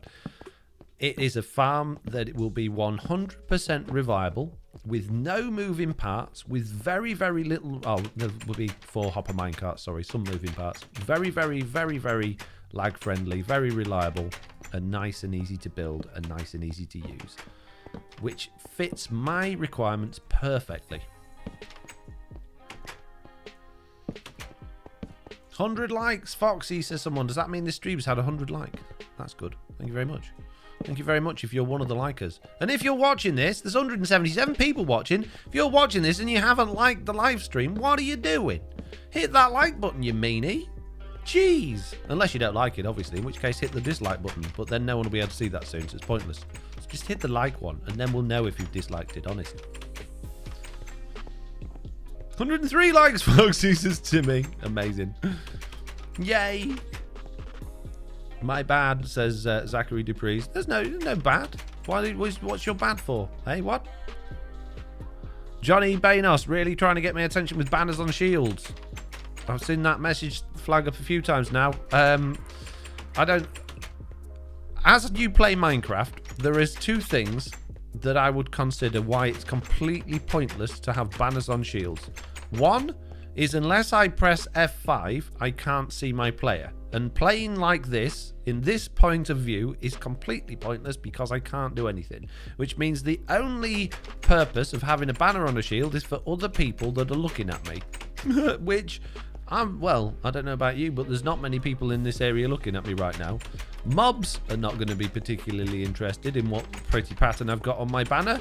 And unless, I guess, like for PvP arenas and things like that, where you've got teams, that's kind of cool, good reason for it. But in general survival Minecraft, I just don't see the point. It's nice to have, don't get me wrong. I think it's a nice feature to be able to make your banner and your shield nice and pretty and have your flags for your team. That's great, but I don't see there's any particular need for it, and I'm not missing it. What's your favourite Bedrock bug? Furnace XP glitch at the moment is my favourite Bedrock bug, but that is going away soon. It is fixed in the Minecraft 1.18 betas, which I'm not happy about. Craft Mama says, and it still helps your channel, the downward button. What? Again, I think this is... I've never seen proven statements of that. I've seen a lot of YouTubers say that, and I've seen a lot of popular opinion that it's just a form of engagement, which means, you know, it's good for your channel. But the way YouTube works, I don't think that's the case. YouTube have said time and time again publicly that the way they decide how regularly to share your videos with new people or other people is how well they perform and how people like them. They said it comes down 100% to what the viewers think, which does rely on engagement, likes, subscribes and comments, and it relies on how long people are watching your videos for. And they've said that publicly. They've said that in conversations I've had with them recently about my channel. So that's fact. It wouldn't then make sense for them to go, well, if people are disliking the video, we'll put that down as a positive thing for the video. I don't think that's the case. I've heard it loads of times, and I'm sure that's where you're getting your information from, I'm sure. But I've never heard YouTube publicly say dislikes are valuable as a measure of your video being good, and therefore we're going to put it out more. I get the theory that it's an engagement on your video, which means, and if they're measuring things by engagements, but I think that's nonsense. I think that's just, you know, old wives' tales or hearsay. You know, I don't think that's true, personally. Mob will see you, I like your shield. What? Mob will see you when I like your shield. And Creeper before it goes off. Oh, nice shield, bro. Bang. Yeah. Maybe. It's okay, we don't need to like the stream, says Frog. Fair enough. You don't have to do anything. Don't do anything you don't want to do. What time is it? What time is it? Really? You're going to ask the chat what time it is? What? CJ Slime says, hey Foxy. Hey, Timmy C1993 has a welcome to friend rank. They've joined as a friend member. Amazing. Make sure to head over to the Discord to get your perks and all that sort of good stuff. Amazing. Thank you very much. Pick block and F5 are accepted as not supported on touch controls because we can use third-party tools that do that with the volume keys, but that's the only extra button we got. I think they just don't want to, you know, overwhelm the screen with buttons when you need to be using the screen as much as possible to control your character on touch. I think the less stuff and clutter they've got on there, the better. And they're probably just thinking, well, F5 button's great, but it's not essential to gameplay. Which then sort of throws dirt in their own face over emojis, or what they're called. It's not emojis, is it? What's the thing that they added to the game where you can do those stupid poses that cost a fortune? And the things that I hate with a passion. Emotes.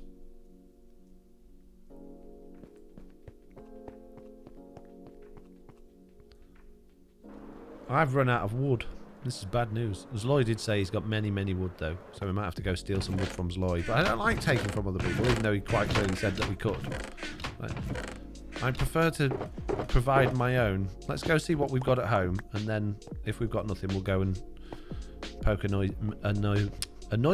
poke our noses into Zloy's house.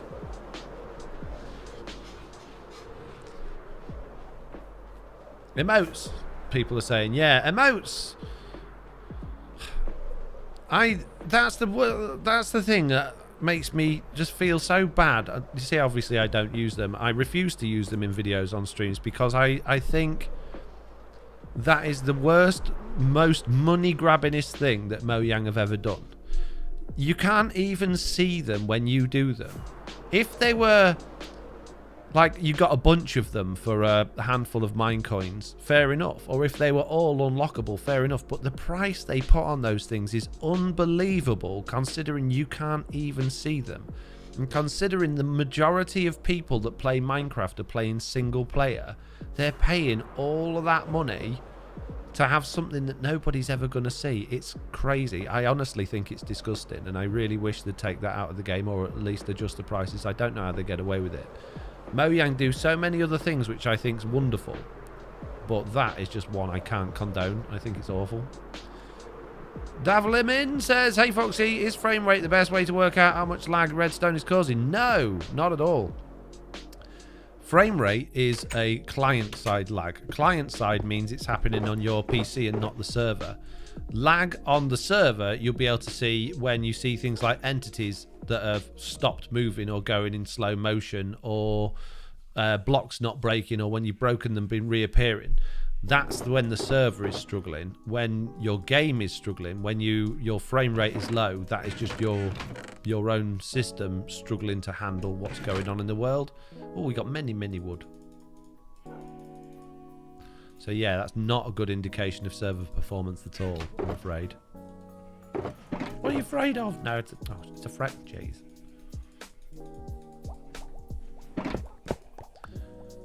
Emotes are the answer to inventory, says Victoria Page. I fail to see how this is the case. I'm assuming that's a joke. Do you have to pay for them? That's even worse. That's close to EA level, says Timmy C. Some of them you do, yeah. And they're really, really expensive. It's gross. It's really, really gross. TPS drop is fun, says Fantasy Novel. No, it's not. Block lag's still a thing. It can be, depending on how you've got your server set up. Realms have now added the fix in to make it stop working. The problem with the fix is it causes some other weird things to go on, but it's generally very playable. You can fix the inventory problem with emotes, says Victoria Page. How? If you can put tools there instead of useless... Oh, yeah. If we make that your tool wheel. That'd be good, isn't it? If you click on that and it's got 3 different pickaxes. Oh, yeah, that'd be great. Good thinking. I'd pay for that. I'd pay £1 a slot to make each one of those usable. Absolutely. Timmy's going. Bye, Foxy. See you later. So what's the best way to get XP after the patch? For me, personally, it will be Guardian Farm, because you can AFK a Guardian Farm for, well, less than a minute and get about 30 levels. But for my farm, it does include having, or does require having 2 players, because I'm going to be making the Nether Portal version, which means having to play a load in the Nether as well. For most people, I think using villagers and trading is probably going to be the most efficient way to get XP. But then you're going to need loads of villagers, which is going to make your world super laggy. So, yeah, do that with caution. If you had a mob farm like this that funneled everything down into Trident killers and then sent the XP to you, that would be a pretty good way of doing it. But then you're talking either masses of water streams, which would slow down your rates significantly because you're waiting for stuff to go in the water streams, or you're talking a mass of Trident killers, which again would cause crazy amounts of lag on your world. So it's a tricky one. I don't know the answer to be perfectly honest with you. I'm going to be going down the Guardian Farm route, but that's not always the most popular answer. Are they fixing the furnace, says CJ Slyan? Yeah, the first beta to be rolled out probably next year now, I imagine, because it's nearly Christmas. This year's nearly done. We'll have fixes for that, yeah, for furnace. Just kill the dragon once in a while to get XP. Yeah, well, that only gives you, it gives about 60 levels the first time you kill it, but after that it only drops about 30 levels at a time. So every time you wanted to do a level 30 enchant on an enchantment table, you're gonna have to kill the dragon, which is not a particularly fast or easy thing to do unless you're a particularly skilled speed runner, which I'm not, and I couldn't be bothered to go to the end and respawn the dragon and kill it every time I wanted a bunch of XP. So it's an interesting option, but I don't think it's a particularly good one, personally. Yeah, I think before making a 200 villager trading hall like me, it would just lag your world. Oof, yeah. Yeah, don't do that on servers. Have they fixed Trident killers yet? Anyone know? I've had mixed reports. Personally, I haven't had any issues with Tridents disappearing or falling down into the void or blocks below since 1.18, but I have had some people say that they're still having problems with Tridents, so use them with caution. You placed it the wrong way, says Jello Pogs. I place everything the way that I want to place them. Oh, you mean because these ones are that way round and these ones aren't? Well, that's okay. It doesn't matter. It's still going to work perfectly. Enderman Farm for XP. Enderman Farms can be pretty good on Bedrock now, but I still think a Guardian Farm's better, personally. But that's in my personal experience. I think Enderman Farms are also a much harder to build. I just completed finishing my storage room in mine and my friend's server, and I'm building an alien settlement in a custom biome, says Kieran. Amazing. Thank you for sharing that with us. No sweeping edge. Don't need sweeping edge. Use thingy potions, harming potions. 1 harming potion, all guardians dead. Poof, many XP.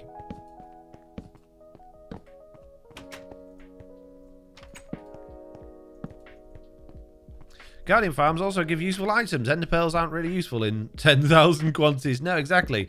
If you really like sea lanterns like I do, then a Guardian farm is the way to go. I have a Guardian farm on my realm, but haven't been able to use it since the Tridents were disappearing. Yeah, Trident Guardian farms are not good. We made one of those last season. It was awful. It kept breaking. I know 1.17 had problems with Tridents anyway, but even when they were working, the rates on that thing were rubbish. You cannot get faster than the original Nether Portal Guardian farm that I created. It's just not possible, because that farm, you can put a roof on it, which makes it go a bit quicker, but that farm takes the Guardians out of the mob cap as the instant that they despawn, which means that the mob cap is constantly empty, which means the game is constantly trying to load Guardians into it. So therefore, by that very fact, it is impossible to get faster rates on a Guardian farm. Now, the downside to that is, like people have pointed out, is that you're not getting the looting effect. So the actual drop rate is slower if you are using that than a Trident killer if you're using the fall method. But if you're dropping those into a Trident killer in the nether and then AFKing at a single Trident killer in the nether, you can drop them down till they're one hit kill, drop them into a Trident killer. Or what you can do is you can hold the looting sword while you throw Splash Potion of Harming at them and still get the looting effect. So you can still get that. It's just if you're using gravity to kill them only, then you're not getting the looting effect. Silent made a really good Guardian farm. Not as good as mine. I don't know. Silent's Guardian farms look pretty good. I've not tried to build them though. They look very complicated. So Foxy building the Guardian farm from Season Truly Bedrock. That's going to be insane for XP. Well, it's going to be the best source that I can come up with. What about Quad Portal Ticking Gold Farm?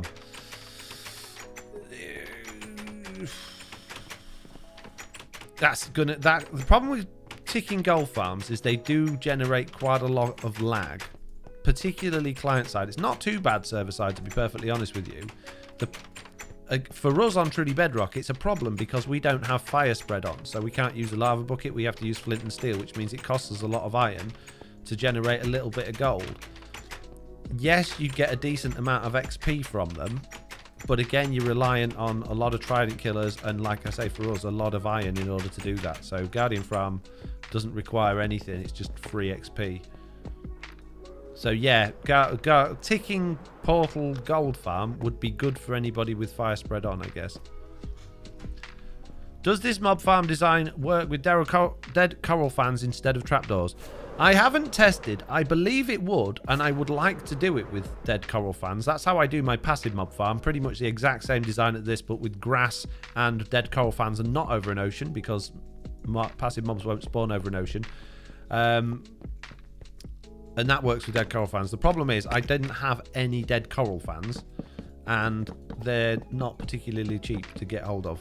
So it takes ages to get dead coral fans, and this farm is, as you can see, quite the sizable farm.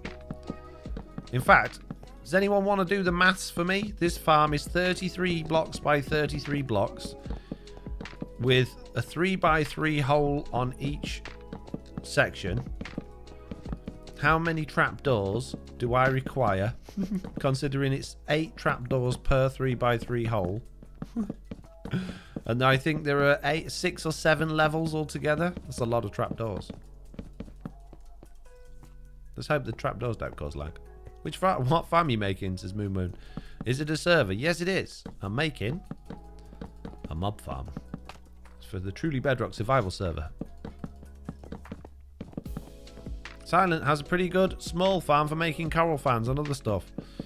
I used to have a really nice coral farm and sea pickle farm, but they changed the mechanics on it and I never bothered to learn how to make another one. If you're suggesting that people have got farms for me, by the way, it's pointless suggesting them, because I generally speaking won't use other people's farm designs, because the enjoyment I personally get from Minecraft is building my own, figuring out the mechanics and building my own. Even if it's not the fastest farm in the world, even if it's not better than someone else's, I get that sense of achievement from doing that. So I'm not interested in Silent's farm or anyone else's farm. I certainly won't be building them, but you know, feel free to advertise that for other people in the chat, I guess. But no good for me. I won't use it. 512 trapdoors, a few more than that. Why don't you use buttons? Buttons don't work anymore.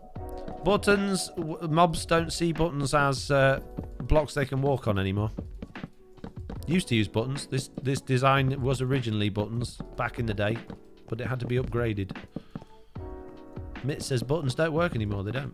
More trapdoors than I can count on my fingers and toes, that's for sure. The chance of coral fan is low, says, yeah, so you'd have to run the farm for ages, and I'm assuming it'll be a bone meal based farm as well, which is not a massive problem because bone meal's really easy to get hold of. But if you using large quantities of it, it might take some time. 3,584 trapdoors for 7 layers, says Rampoa. Wow. Yeah, that's more like it. How many stacks is that? Oh, 6,144, says Jared. Oh, who's right and who's wrong? I don't know. 33 by 33 with 3 by 3 hole sections with 8 trapdoors in each section. Yeah, that's right. Many, basically. Do you like playing 1.18 Minecraft version? Yes, I do. I really like playing my 1.18 Minecraft version. I think it's my favourite version so far. When are you ending streams, says Brandon? When I'm finished. I don't know. I don't think we'll get this whole farm done. It's almost lunchtime for me. I do need to do a few things today. I've got a lot to do. But I would like to at least get as many... Oh, I was going to say as many of these trapdoors placed as possible, but they're nearly all gone already. Jeez. 512 per layer, 56 stacks. Is that right? 512 per layer. How many of we... There's 16 whole... Oh, no, there isn't. 1, 2, 3, 4, 5, 6, 7, 8. 8 by 8. 64 holes per layer, each taking 8 trapdoors. So 64 times 8. And then times that by 7.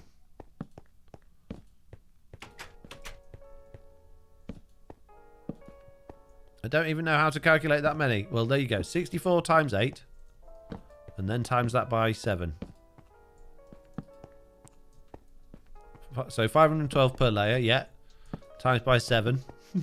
I think the 6,000 one was... Oh, 3,584. Jeez. 3,584 trapdoors. How many logs is that? How many planks does it take to make a trapdoor? I think it's... Is it 6 planks per trapdoor or something crazy like that? Or is it 3? And then how many logs would that cost? How many trees would I have to chop down? Because I've got a lot of layers to go and I've used an awful lot of trapdoors already. I always watch tutorial but never real. 6 planks equals 2 trapdoors. Okay. 529. 529 what? 529 planks. Where are you from? Says Mig Games. I'm from the UK. Where are you from? 6 planks for 2 trapdoors. 21,504 planks. Jeez. Stop making us do math. Just chop a billion logs, lol, says Alpha Wolf Dog. No.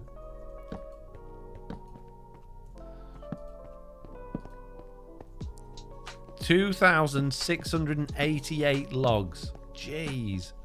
Looks like he's done his homework. Wow, that's crazy.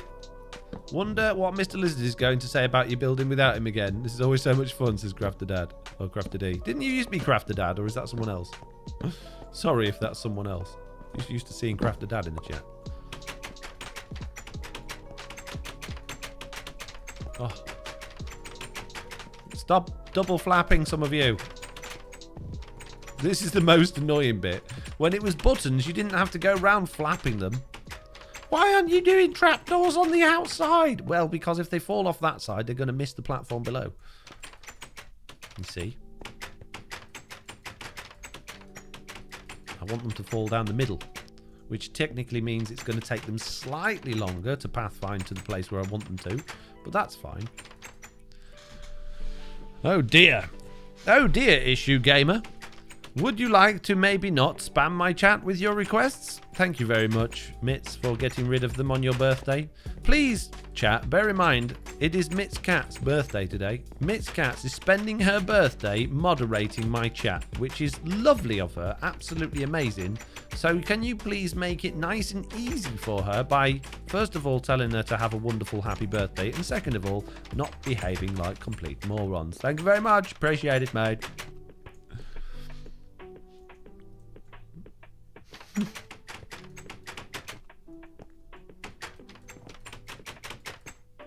Oh, I see lots of happy birthdays in the stream.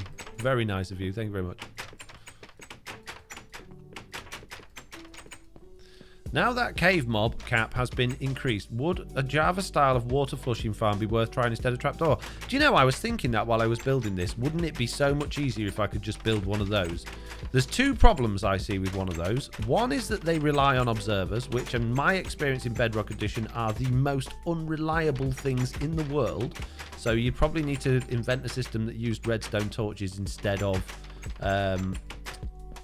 those, which probably means your platforms might be spaced out a bit further apart. The downside to those is they use a lot of layers in order to get the cap up high because there's not all that much spawning space, which is difficult on Bedrock with a small simulation distance because you can only load, well, between 24 and 44 blocks away from the player on our simulation distance of 4, which only gives you 30 blocks to play with, which you need a minimum of 2 block high platforms like this, which means that you can only have 6 or 7 layers, 6 layers, I guess. So, yeah, I think it's probably doable now, but I don't know what. I'd definitely be worth playing with and checking it out and seeing what happened. But all it takes with those things are already tricky on Java Edition. It takes one observer to go wrong, and you are you got problems. You got to reset the entire thing, which is a nightmare. Right, I am going to do a very quick BRB while I go to the toilet. I'll be back with you guys in just a second. So yeah, don't disappear.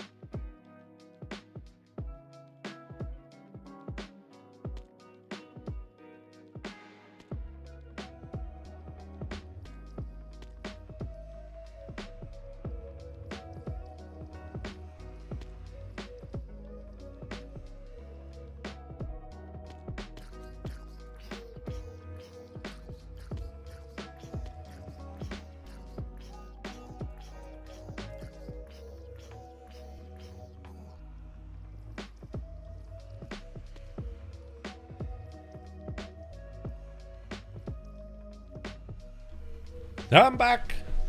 I don't muck about. I don't take long. Jeez.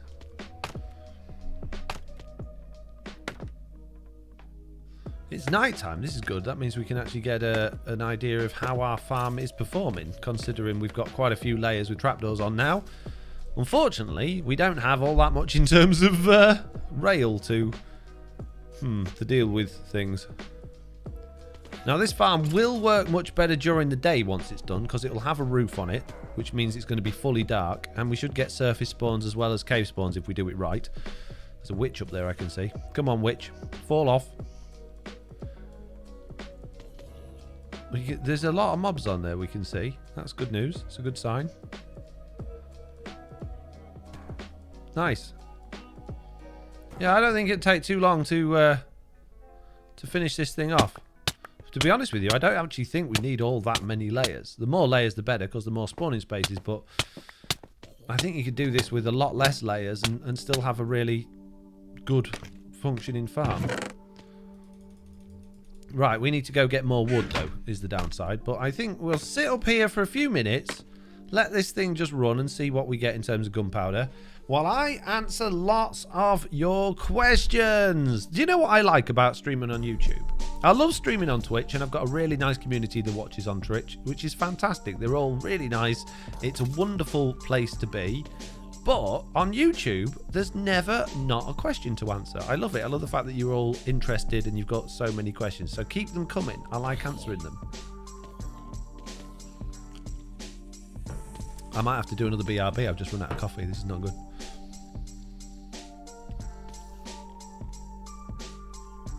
Altimus said something, and Mitt says, I know Altimus. It's been ages. I didn't see Altimus's message, though. Maybe it's further up. Been so long since I played on Foxy's servers with you, Mitts. Hello, Altimus. Welcome back. Jerry Giles says, let's say a 2x2 spruce is average 24 blocks tall, so there's 96 blocks per tree, so you'll only need 28 spruce trees, less than I expected. Well, if that's the case, let's go and just chop down a whole bunch of spruce, because I've got loads of saplings and I've got a bit of bone meal, so... Oh, I did have bone meal. I don't think I've got much bone meal now. No, I have. Possibly. We'll see. Yeah, we'll do that. Domsy Mon says, so Foxy used 512 trapdoors each layers, which results in 3,584 trapdoors for 7 layers. This means that you'll have to craft them 1,792 times, which needs 10,752 planks, 2,688 logs, or 42 stacks of logs. Jeez. You sure it's only 42 stacks of logs? I feel like I've used 2 sugar boxes with the logs already. Basically did homework plus 2 weeks of activities. Puffy is fat, super chatted, $14.93. Finally caught a stream. Amazing, thank you very much. Thank you, Puffy. I very much appreciate your super chat there. That's absolutely fantastic. Thank you so much. How much is Foxy No-Tail skins in the marketplace? Oh, my skin pack from the marketplace. Oh, it's cheap, cheap, cheap, like the budgie. If you go to the marketplace and you go to the search button and you type in Foxy No-Tail, just like that, you'll find a skin pack, and it's only, I believe, 310 mine coins. That's all it is. It's cheap and you get all of these amazing skins for free with the money that you spent. There are 2 free ones in there if you did just want the free ones, but they're not particularly exciting. Issue, please, no spam, thank you. I see your message 20 million times. It will. Oh, there it's gone. Good, thank you, mates. No many spams. Use bone meal from your farm. We hear many skeleton dying. That's a good idea. We do have many skeleton dying. Let's hop down, get some warm feet. Ha! Grab the gunpowder. That's all I'm interested in. That's all I even want this farm for at the minute is gunpowder. I don't even care about the other stuff. But what about the bones? I don't care about the bones. I want the gunpowder, mate. The gunpowder is all I need. So I can do lots and lots of flying about. Right, okay. More gunpowder. Quick. You need frost walker boots. You need to shut up and mind your own business. Jeez. Okay. Oh, look at all. Look, we're rich. Gunpowder rich. Bone rich. This is good news. Right, it is time, though, to have a sleep. Eat some mutton. Go home and chop down many trees. Oh, I've got more logs. Why didn't you guys tell me? God, you know. Well, let's go chop some more logs anyway. We might as well go chop some more logs. Save our dark oak, because I like dark oak. I don't really want to use it all for building. Let's take that with us. Let's go do some chopping. Christmas chopping. Yeah, the Christmas chop. Where you get Christmas chops from. Zilly saying, how are you, Foxy? I was good, but I ran out of coffee. Now I'm sad. But thank you very much for asking. How are you doing?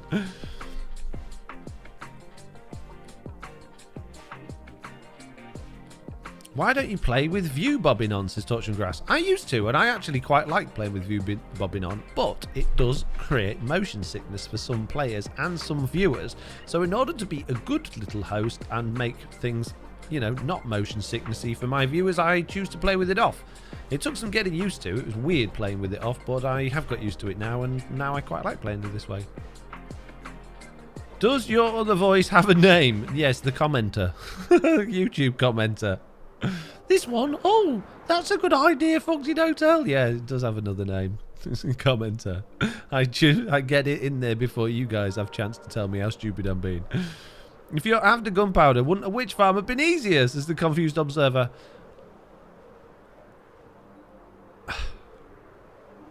Yeah. Jeez, let's forget everything we're doing. Start again. We'll do witch hut. I haven't found a witch hut yet. I haven't looked, to be fair. I want to explore rather than just, you know, use cheaty ways to find one if possible. But I also do want the mob farm for other things. I'm going to be making a shop for the mob farm drops. But right now, I only have 39 rockets. So my priority at this particular moment in time is smacking my head on that piece of wood is rockets. But soon, it will be other things as well. So, yeah, a witch farm would be a great way of getting gunpowder. However,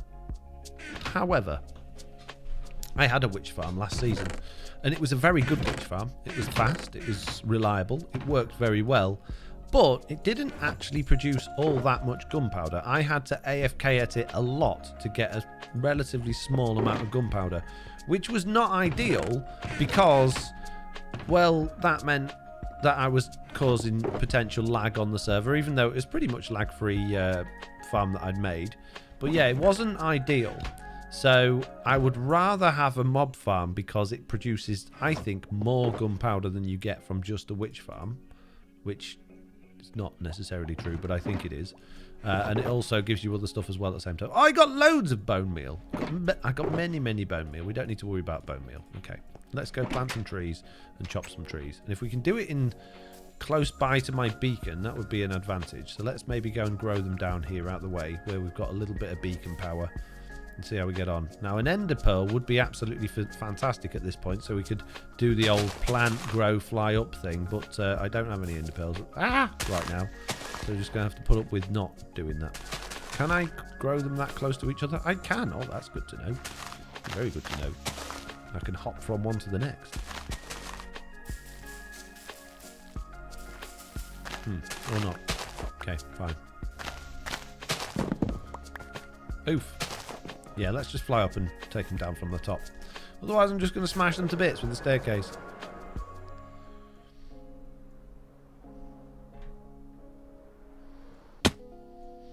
Yeah, I'd have thought all creeper would be better than witch farm, but string and bones are handy too.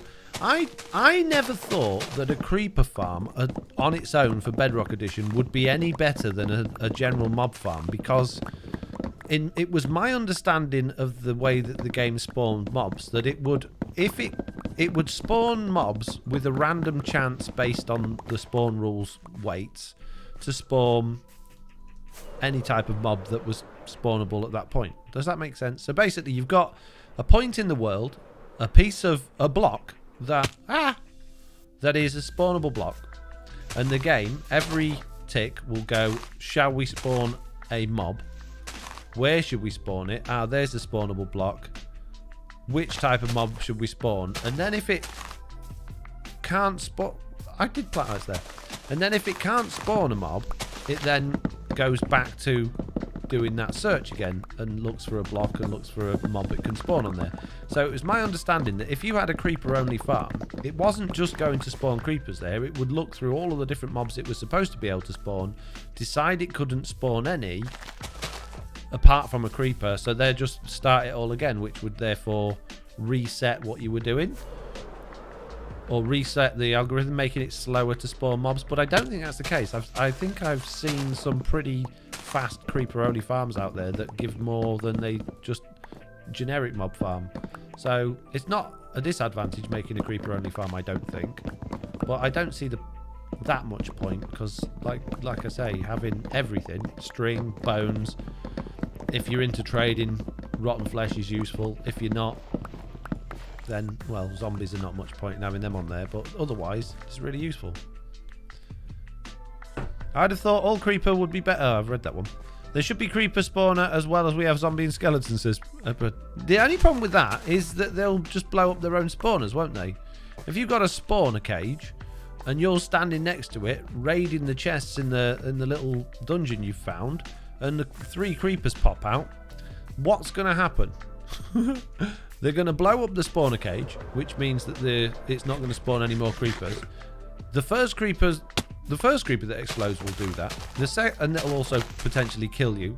The second creeper that explodes, if the first one didn't kill you, will kill you, and the third one that explodes will then destroy all of your items that are then on the floor, which would make lots of people very, very sad. So as much as it would be great because we could have creeper farms based on spawners, and I think from one perspective, for a technical point of view, it would be great, players that were novices at the game, or younger players, or people that are just not all that good at the game, would have a bad time playing Minecraft when they came across one of those, wouldn't they?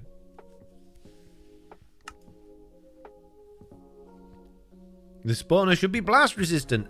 So we're now changing all of the mechanics in the game in order to shove in a mechanic in the game that doesn't exist. Okay. I like this idea. Let's do it. It should have a more robust cage. Give it a stronger cage, will you? It's not fair.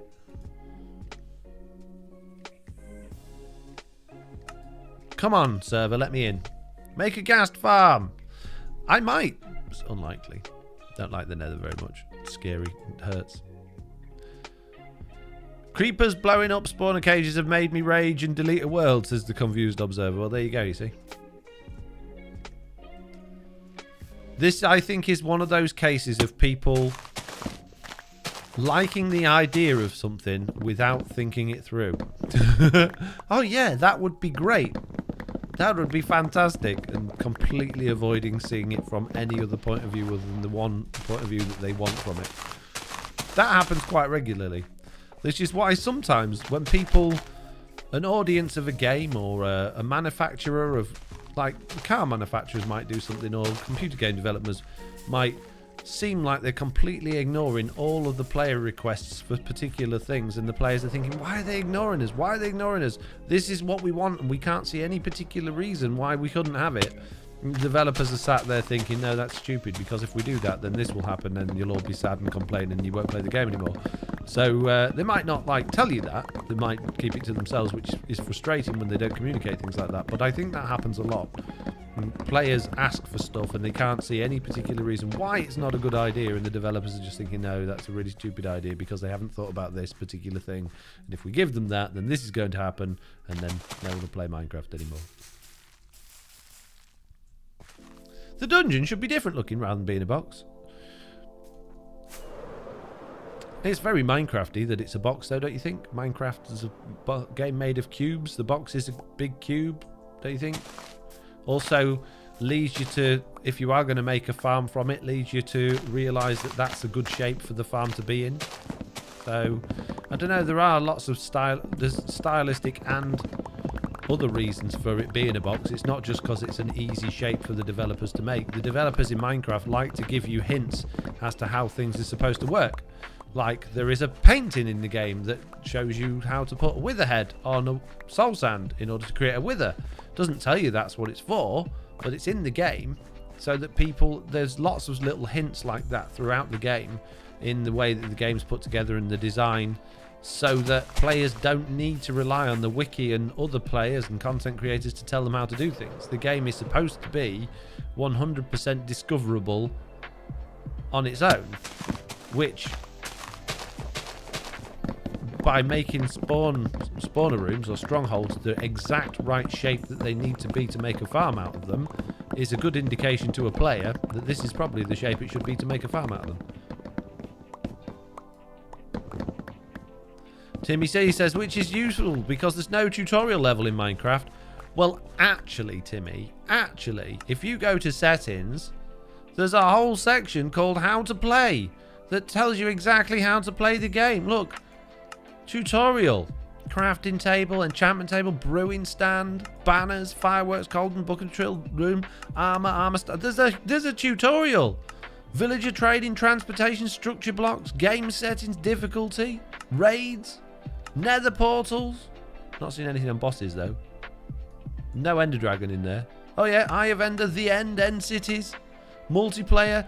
No tutorial. They've got the biggest tutorial going, Timmy C. Jeez. I know exactly what you mean. There's no tutorial.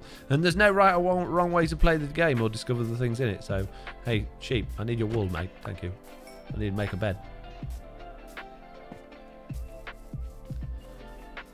So there is. I guess I missed that bit, says Timmy C. Indeed. You did indeed. There's no tutorial in this game. I can't find anything though because of all this stupid tutorial writing in the way. Oh, Timmy C. You're so silly. Yay. Free bed. Too much reading. I know. Not enough pictures. Where's all the pictures? Right, how many woods have we got? We've got quite a lot of woods. Let's just... I don't think we need quite as much bone meal as we've got there. Let's just turn a little bit of that into bone meal. I think we got a bit carried away on the bone meal there. Let's put those back in there. Let's put sticks in there. Wool in there. Food in there. Sugarcane also in there. Spin the wheat round a little bit for no reason. Torches in there. Let's make some space. Close that door. Don't want creepers getting in there. Ow! And let's go chop down some more trees. Now you a voice actor, says Ezrun. Oh dear. I see somebody whose message is going to be deleted for being all caps and spamming them. Oh, if I could ban you, I would. Please, please, YouTube, let me ban person. Hide this user. Goodbye. You will never be able to message on my channel again or write comments.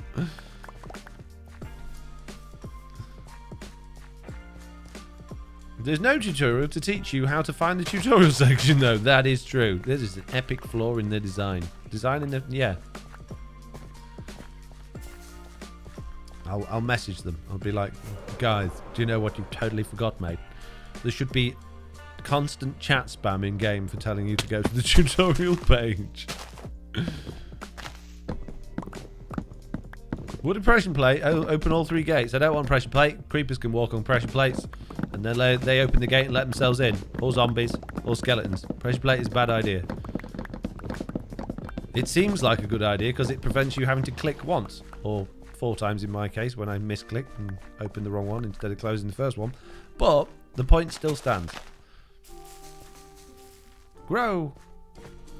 Who needs a tutorial? Just watch all Fox's videos. Exactly at all. That's exactly what you should do. Just watch all of my videos constantly on repeat and learn everything there is to know. Mid-game says, make a redstone trade shop. But redstone components are difficult to craft, hard to get the materials for, and boring to craft. So I wouldn't want to make a shop selling redstone stuff because it'd take forever to craft everything to stock the shop.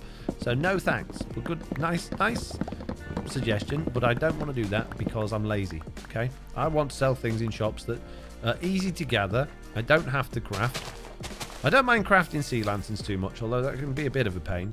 But yeah, I want to sell things that don't require much effort because I'm lazy. Where's that tree I just planted? There it is.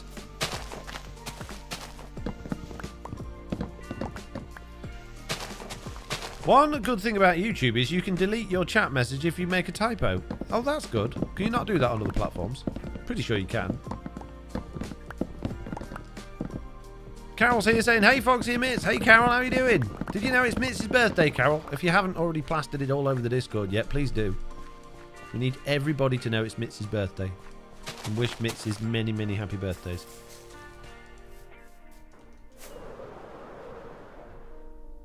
Whee! What a waste of rocket going all the way up there. I just want to use half of my rocket, please. I only need to go up a little bit. Do you remember when everybody used to make flight duration 3 rockets? Do you still do that? Has anyone, hands up in the chat, if you still waste your gunpowder and paper making flight duration 3 rockets?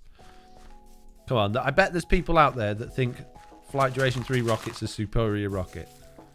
Bet there's people that just have no clue and are wasting so much gunpowder and paper. Bro, I'm new in Minecraft Bedrock. How to repair an item with mending?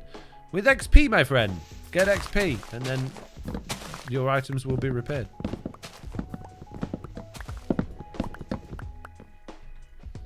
Zeely, put the hand up. Long time listener, first time caller from John Wright. Thanks for the vid, sir. Always creates a smile. Thank you very much. Thank you for being a long time listener and a first time caller. Feel free to pop in and say hello anytime. Leave a comment, write a message, ask a question, join the Discord, get involved in the community, chat with like-minded individuals who also enjoy Minecraft and talking about all things Foxy No Tail. My brother does, and he used all my resources for Flight 3. Oof, Gabriel. Oof. Don't let your brother in your rocket supply. What are you doing? Everybody knows brothers don't know how to use rockets. Stupid brothers. Jeez, stealing all my rockets. See, this is where we are superior to Java Edition. In Java Edition, there is no haste effect on chopping wood. Bedrock Edition, I can chop these trees down in seconds. I couldn't do that on Java Edition. Just not possible. Everybody always complaining, oh, Java Edition's got this and Java Edition's got that. I want to be able to do this. No, you don't. Bedrock's the future, mate. It's got everything. But offhand and sweeping edge. No, no, no, no. Don't need those things. I'm not telling you to sell redstone. I'm telling you to make a redstone shop. Well, how could I have a redstone... Oh, do you mean use redstone within my shop? Like, have a shop that has redstone to make the shop function? Is that what you're saying? Right, that's that Rogue Fox's avenue, really. He's into doing stuff like making fancy, clever shops. I like the idea of that, but I don't know, it just seems like a lot of effort when... Again, it's a fancy thing to maybe show off or do in a video, but this is a lesson for Minecraft and real life. In fact, it's a lesson for everything. If there's an easy, simple way to do it, that is the way that you should do it, because people are inherently lazy. I'm lazy.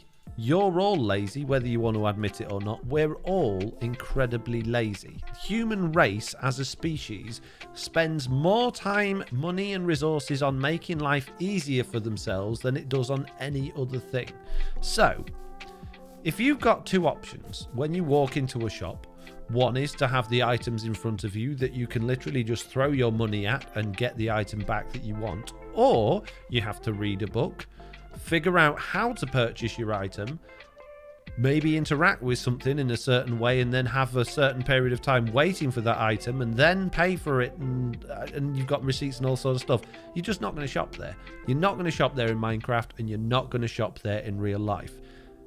The best way to have a shop in real life and in Minecraft is to have the products available to purchase there, right in front of your face. If you hide those products or make it difficult or make the user have to interact in a way that they're not expecting, they're not going to buy your stuff.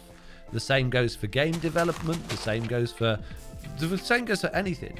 If there is a simple way to do it, then do the simple way, because it doesn't matter how exciting or interesting your complicated way of doing it is, no one will like it because it's too complicated. You might get a few people going, oh, that's impressive, but then they'll never ever shop there.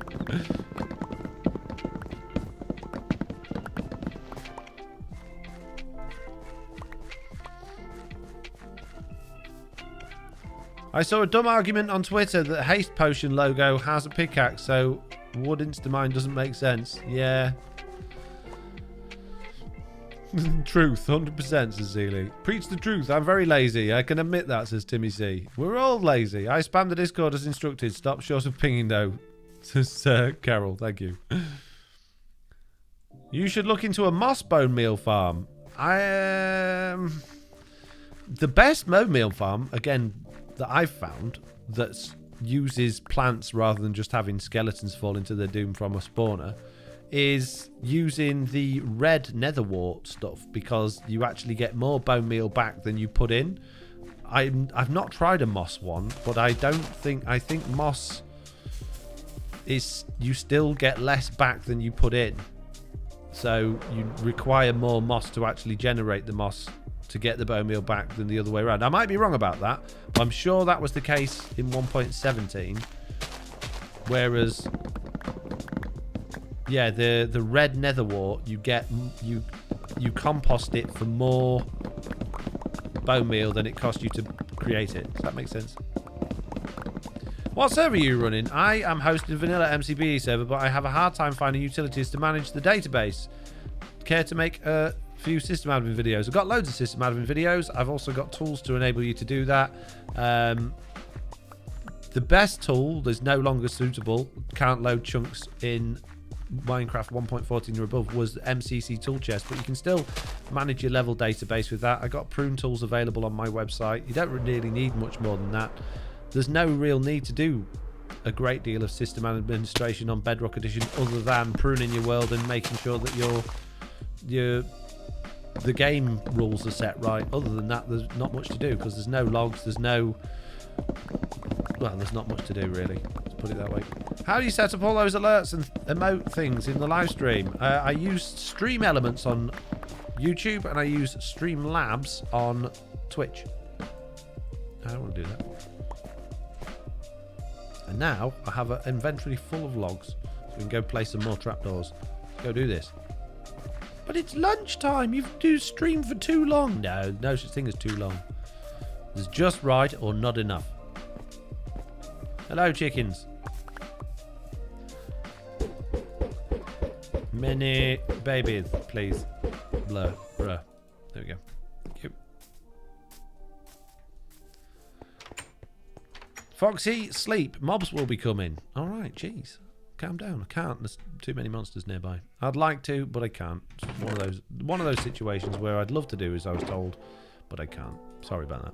We'll just have to sleep another time and hope the monsters don't get us.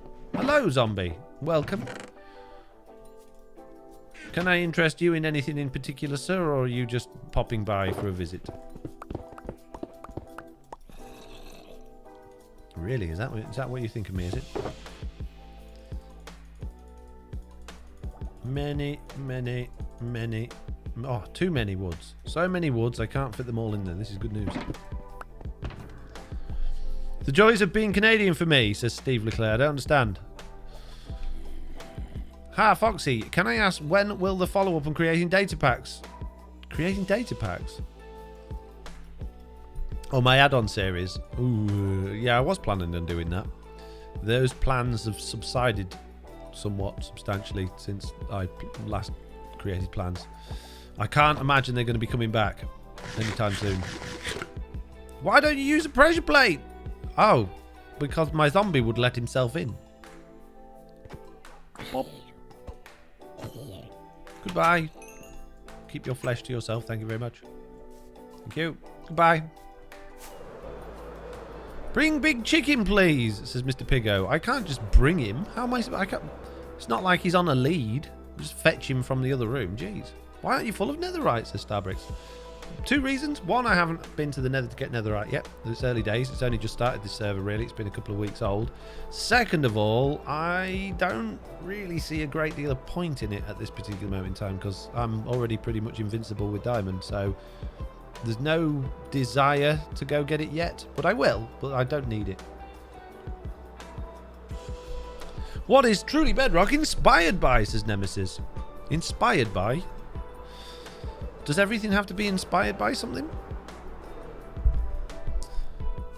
There's obviously been a lot of Minecraft SMPs over the years, the biggest one being Hermitcraft. I'm sure any YouTube content creator successful SMP is going to inspire anybody else that's thinking about creating one, but we didn't set off to make an SMP to be like someone else or to copy someone else or to be the Bedrock version of something else. We wanted to create a Bedrock edition SMP for content creators to enjoy playing Bedrock together because it was different, because other people weren't doing it, not to try and be like anyone else. So we've gone out of our way to be different, you know, telling stories rather than focusing on technical gameplay or building. And I think we've done a really good job of making ourselves unique and individual compared to other SMPs. So yes, can't say we weren't aware of other SMPs existing. And yes, seeing the success of other SMPs out there that content creators do clearly had some sort of input on us deciding whether or not it was a worthwhile thing to consider doing. But the point of it wasn't to be like another one. It was to be different. And I think we've achieved that pretty well. But then it's Minecraft, so everything's going to be pretty much the same as everyone else is doing anyway. It's very difficult to be unique in Minecraft because you've only got one specific set of blocks and fairly specific ways to use them, particularly when everyone in your community and your streams and your chat tells you you must do it this way because this is the most efficient and correct way to do it because someone else that I think I like said that's how you've got to do it, which is crazy because if you think about it, and I'm sure some of you are guilty of this, you'll hear one person say this is the best or most efficient way of doing something, and if you respect or follow that person, or if that person is known for being a technical player or maybe has tech or Psycraft or something like that in their name, without even thinking about it or checking it out or working it out for yourselves, you then 100% believe that is the best way to do it because that person said so and you trust them. And then you go around telling everyone else that they have to do it like that because that's the best way of doing it. But someone else might have already come up with a better way of doing it or a different way of doing it that works just as well.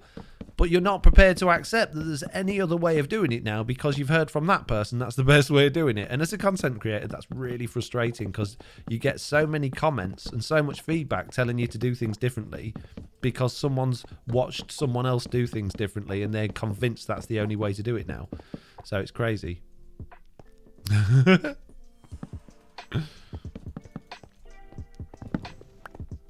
Hey, not all of us are sheep, says TB. No, I'm saying just some of you will have done that before. I'm not saying all of you will. I've seen it in the chat already today. You should do this farm. You should build that farm. So and so has a good one of these farms.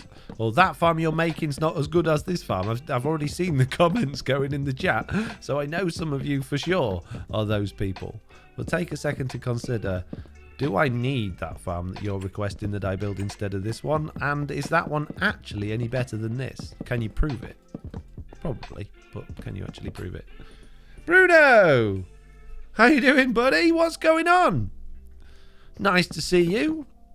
What's a nice person like you doing in a place like this? Skulking around on YouTube live streams, Bruno. I thought you were better than that. Jeez. Welcome to the stream, Bruno. Foxy, why do you play Bedrock over Java? Because it's just better that way. Bedrock Edition's for the win, bro.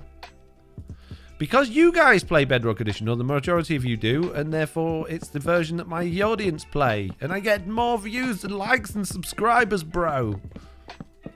And I prefer it. I actually just rebuilt your mushroom farm from last season of TB, says Steve Leclerc. It's a good mushroom farm. Did you get many meat? And did you get a lot of horses in your Trident killer like I did that didn't die? Honestly, I think there are so many efficient farms. People should only build farms for fun. I think you should build a farm for whatever reason you want to build it and not get hung up on other people building farms the way that you want them to build it and let them build it the way they want to build it. Or just consider the way that you suggest other things to them. You know, if you see a content creator building something that you know there's a better way of doing it, then there might be a reason they genuinely might not have heard about it, so therefore haven't done it that way because they don't know, or they might have chosen to do it their way because. So the first thing to do is ask, hey, you know, what's the reason you're building that farm? And then, you know, figure out, are they looking for a different way of doing it? Are they looking for a more efficient way of doing it? Are they looking for a particular way of doing it that you think that you can help with? In which case, then offer the feedback and being like, hey, you know what? I see you're trying to do this. Did you realize if you did this, that, and the other, this is a way to do it? Rather than just going, hey, so-and-so did it better. Because that just gets people's backs up and it becomes aggravating. So, yeah, there's a much better way to approach things. If you think that somebody could be, you know, genuinely happy that you've provided useful information to them, then great, but make sure you do it in a way that that doesn't insult them in the way that you're doing it. What's Bruno say? I see why. I think Foxy plays Bedrock because he feels like it. Good enough reason. That is true to a certain extent, Bruno, and it's all about the money. It's all about the money, Bruno. Everyone knows that Bedrock YouTubers are much richer than Java YouTubers. It's the true story. It's all about them mine coins, Bruno. Don't have Minecoins on Java Edition. Where's your marketplace, bro? Jeez. Rotated Dollface. Hello, how are you doing? Foxy, have you mentioned your podcast yet? I did earlier on in the stream, many ago. If you don't know already, peeps, Slack Lizard and I have started a podcast. Now, I used to already make a podcast a long time ago, but it's kind of got put on hold. But we've reinvigorated it and given it a new name and a shiny new logo, and it is now available to you to stream on your favourite podcast service or watch on my second channel on YouTube. And if you're interested in becoming involved in it by asking a question, leaving feedback, or even potentially at some point being a guest on it, then please let us know using the email address provided in the podcast. I'm not going to tell you what that is because I want you to listen to the podcast to find out. So, there you go.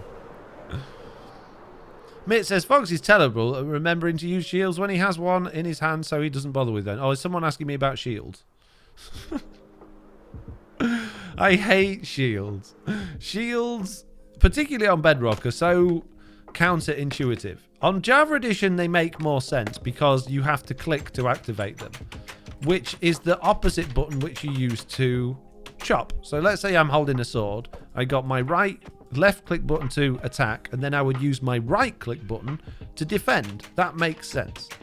On Bedrock Edition, to engage your shield, you have to crouch, which is counterintuitive because if something's chasing you to hurt you, the last thing you want to do is slow yourself down by crouching. You want to run. And I know on Java Edition, when you engage your shield, you do slow down. I get that, but the brain logic behind remembering to crouch for me to engage my shield is just doesn't work. It's just like, no, I'm not doing that. I'm not crouching. So I have more of a bad time with mobs when using the shield than I do without. Sometimes you just want to build your own designs. On that particular farm works better for the time they have of making the video. Content creation implies many more things than what happens in games, says Bruno. Absolutely, Bruno. 100%. Completely agree with you there. Foxy in Hotel is not wearing a beanie hat indoors. It's not hot wearing a beanie hat. No, it's really cold in this room actually at the moment. I don't know what's going on with my house. It seems to me when the weather is warm outside, it's colder in the house. It was freezing cold yesterday and my heating was pumping out all day and it was lovely and warm in the house. It was great. Today it's a little bit warmer, it's more mild and I'm freezing. I'm sat here and honestly I feel like I'm about to start shivering. I'm that cold. So I'm actually quite glad I'm wearing a beanie at this particular moment in time. Anyway, it's really cool to wear a beanie. I'm down with the kids, mate. It was like 10 years ago. Oh, shut up. I'm out of date, so what?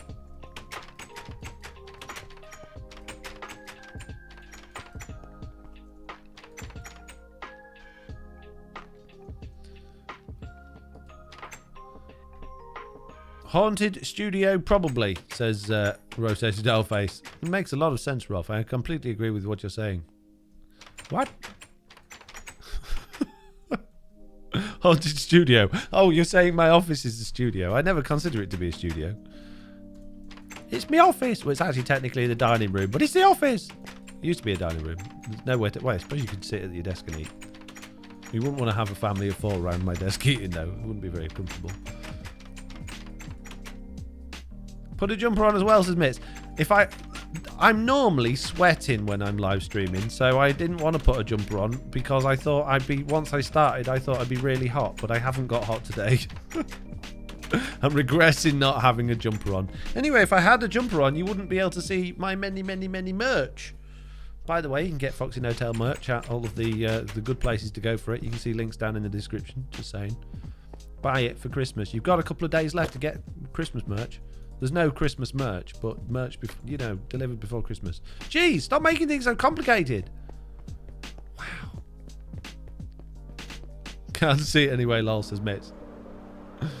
Jeez. Well, you're not looking in the right places. Ow. I want to hear Mr. Big Chicken bringing, please. No. Refuse just because you've asked nicely and politely. I can't just go fetch people. What do you find to be the best source of sustainable gunpowder in your opinion? Creeper farm, gas farm, or general mob farm? Says Steve Leclerc. I've never had a gas farm, although I have lived below one, which was awful, thanks to Slack Lizard. He never seems to be short of gunpowder. I have had witch farms. I've never had a creeper only farm, and I have had mob farms. Witch farms, in my opinion, are slow for getting gunpowder.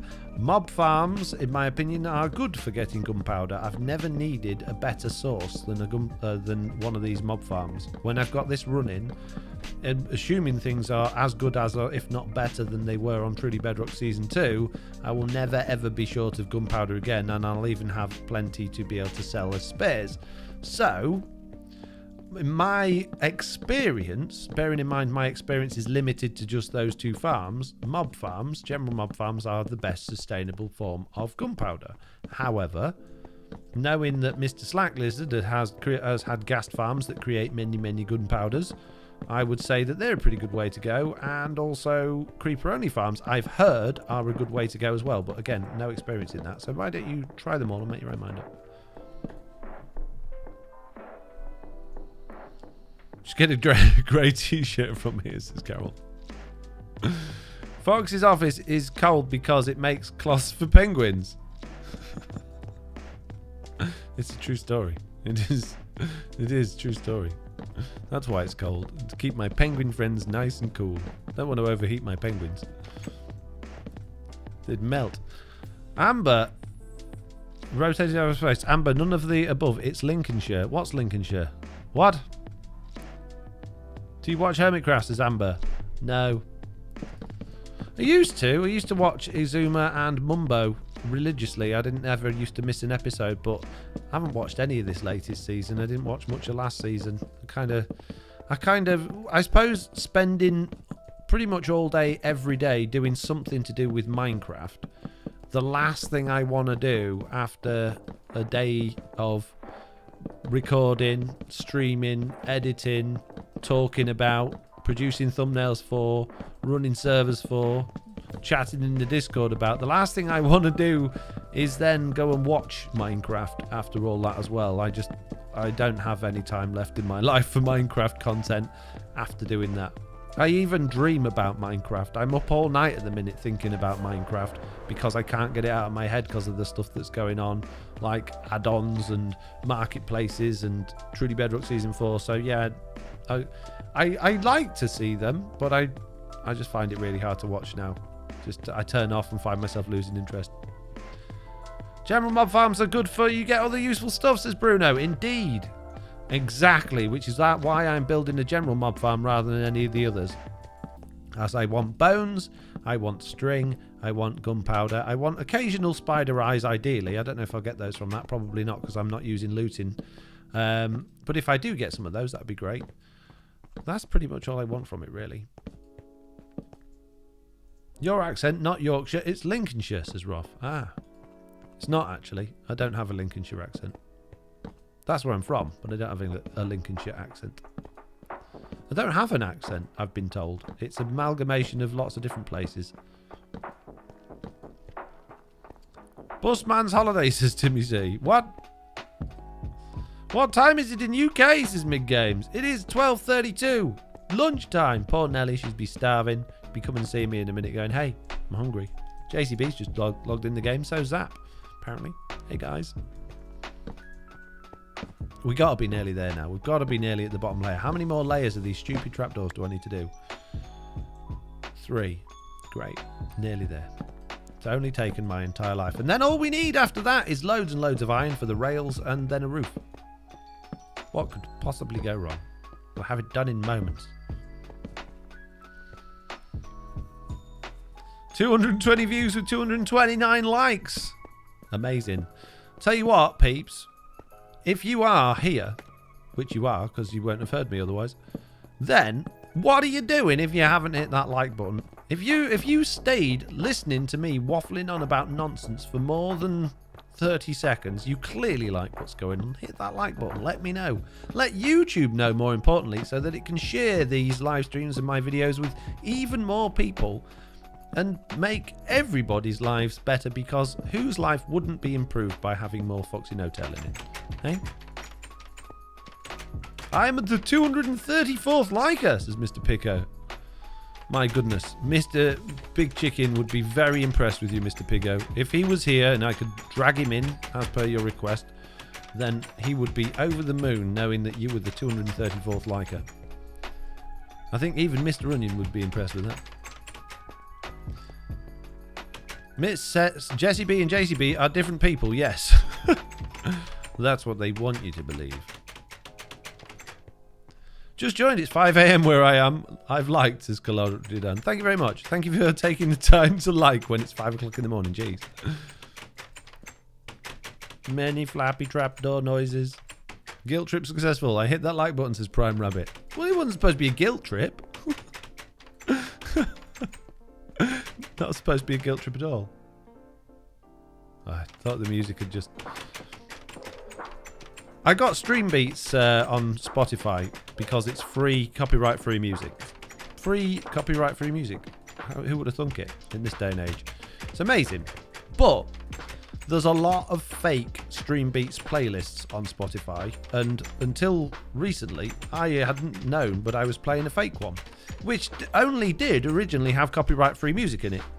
And then someone stuck a load of copyrighted music in there, and I started getting copyright notices on my stream VODs.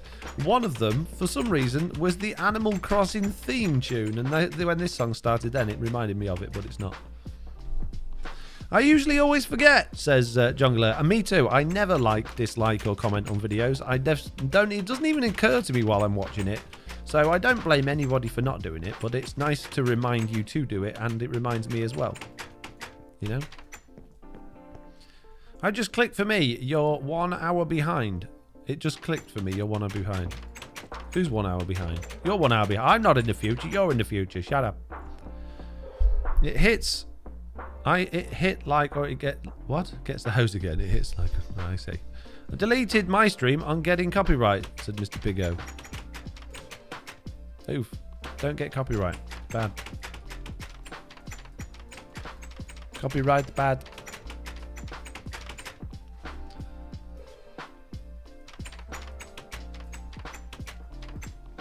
Had it for gaming music back when I had 100 subs. It's hard to find legit non-copyrighted music. It is indeed. It is very difficult to find royalty-free music without paying for a subscription. I can, even though I don't use them anymore, that sounds like a bit of a weird thing to suggest, but the best paid source of royalty-free, copyright-free music I've ever used is Epidemic Sound. Their music library is absolutely insane. It's incredible. There's so many good tracks on there that it's like all the music just sounds so good. Why don't I use them? Well, because two reasons. One is it's £10 a month, which sounds quite cheap, but you can only have one YouTube account set up to that. So when I'm streaming on Twitch, I upload my live streams to my second channel, which meant if I was using that music on my Twitch streams and uploading it to my second channel, then my second channel would get hit with copyright strikes from Epidemic Sound. I spoke to them. I asked if there was a plan I could pay a little bit more to have a second YouTube channel added for like VOD stuff, and they said no, I got to pay for a full second subscription. I wasn't prepared to pay £20 a month for what was 2 VODs that went up a week that didn't have a great deal going on them and didn't have many likes. Then I got into a project that required me to have a lot of stock footage, stock pictures, stock sound effects and things like that. And as much as Epidemic Sound do stock sound effects, in order to get stock footage and stock pictures as well, it was much more financially viable to cancel my Epidemic Sound subscription and go with Storyblocks.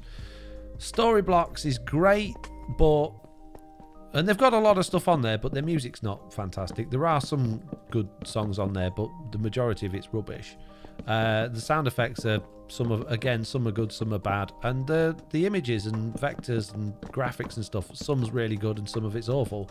So it's a bit hit and miss, but there is a lot of good stuff on there. But if you're just looking for music, you don't want to use Stream Beats and you want to have royalty-free music, then Epidemic Sound is definitely the best platform that I've come across for that. And it's not like you can only have one YouTube or one Twitch or something like that. You can use their music on YouTube, Twitch, Instagram, and like one of each of the social networks, but you can't have 2 YouTube channels signed up for it, for instance. If that makes sense.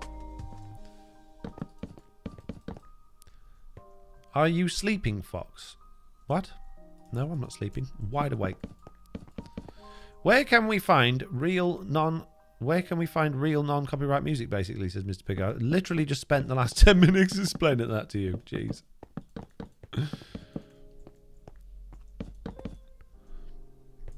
Is it only Pickstep that's copyrighted? What do you mean?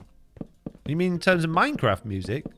All of the Minecraft music is copyrighted. You can't use it. You can't use Minecraft music for anything. But if it's part of gameplay, if you've got music on in your game whilst streaming that game, then you won't get. That's fair use because it's part of the game. If you're just using the Minecraft music for something else, then it's subject to copyright because it's not fair use. You've just stolen it for your own personal game. Everything in the world is copyrighted.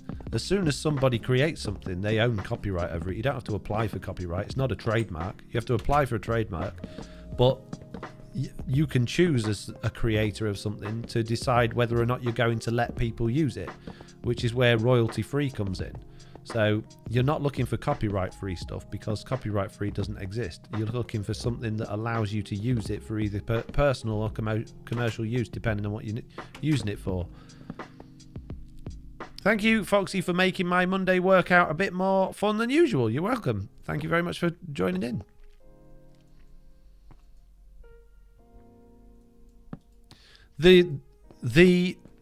Another really good source of music and sound effects, although again recently it's been a bit watered down with nonsense and some of the stuff on it's getting a bit old, and you've probably heard it a million times, but YouTube itself, the YouTube sound library or the YouTube audio library, not only is every single track on there completely free to use for personal and commercial reasons, it's also completely free to use for anything. Like, you don't just have to use it on YouTube. You could use it for making any piece of content you want, whether that's game development, you're advertising products, if you're making videos for other platforms or streams for other platforms or whatever.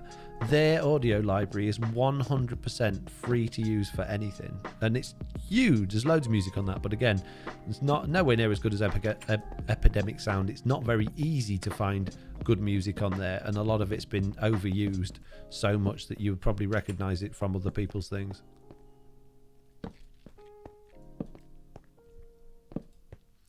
What's the most views you've had on a YouTube live? I think either this one or my last one. I've not really done a great deal of YouTube live streams. I used to do YouTube live streams more than Twitch live streams, but it was before live streaming on YouTube was particularly popular. It was before all of this like Twitch versus YouTube thing, or YouTubers started moving across on Twitch. And I didn't used to get a great deal back then, but now my channel's grown substantially since then, and a lot more's gone on, and more people are used to watching streamers on YouTube, and as a result I'm now getting, what, 218 at the minute. I think I had 250 maybe last time at my peak, so yeah, pretty good. Thank you, mates. Oh my goodness me. Yes, it's a passive mob farm. Do you have a tutorial for this farm? If you look at this and you see it, do you really need a tutorial for it? Can you not look at this and go, oh, that looks simple? It's not like there's any redstone. It's just blocks. Take a screenshot and copy it. But no, I don't have an actual tutorial on it, but I do have quite a few different videos where I've made this farm or similar farms over the years. So I'm sure if you search Google for or YouTube for Foxy No-Tail Mob Farm, or if you go to my channel and search for videos on my channel for Mob Farm, then I'm sure you'll find one with this particular design in that you can copy. Truly Bedrock Season 2 was probably the most detail I went into on it. There was videos before that, I think Season 1 with Slack, where we went into actually figuring all this stuff out and how it all worked.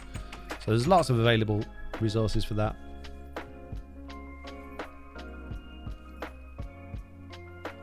Meat Waffles is rotated out face. That's the passive mob version of this one. This is the hostile mob version of this one. The meat waffle is for animals only.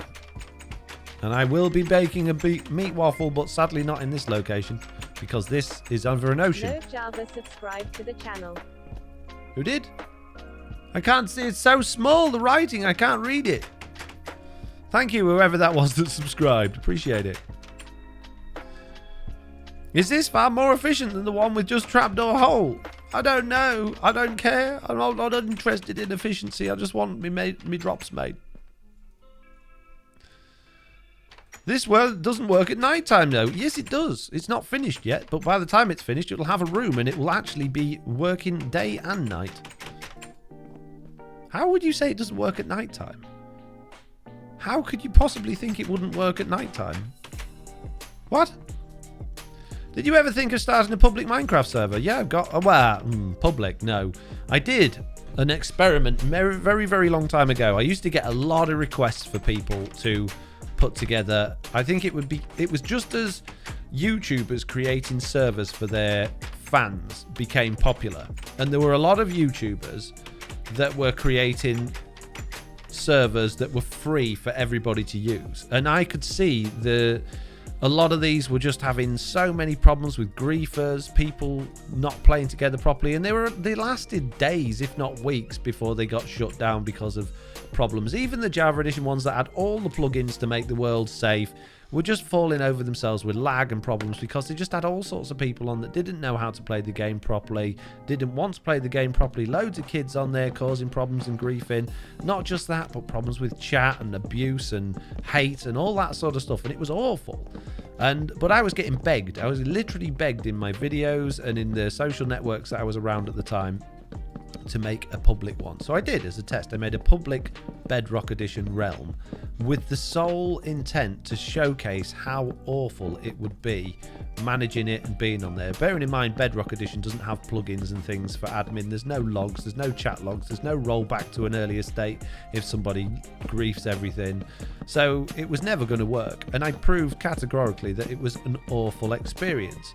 So then I created not free ones that people had to spend a very small amount of money on to become a part of as a patron, and you had to be over 18 on, which was for two reasons. One is if you're over 18, you are less likely to want to go around destroying everybody's bases because you're a little bit more mature, and also if you've got people that are under 18 playing with people that are over 18, you are then have to be responsible for those people that are under 18 if you're providing that service.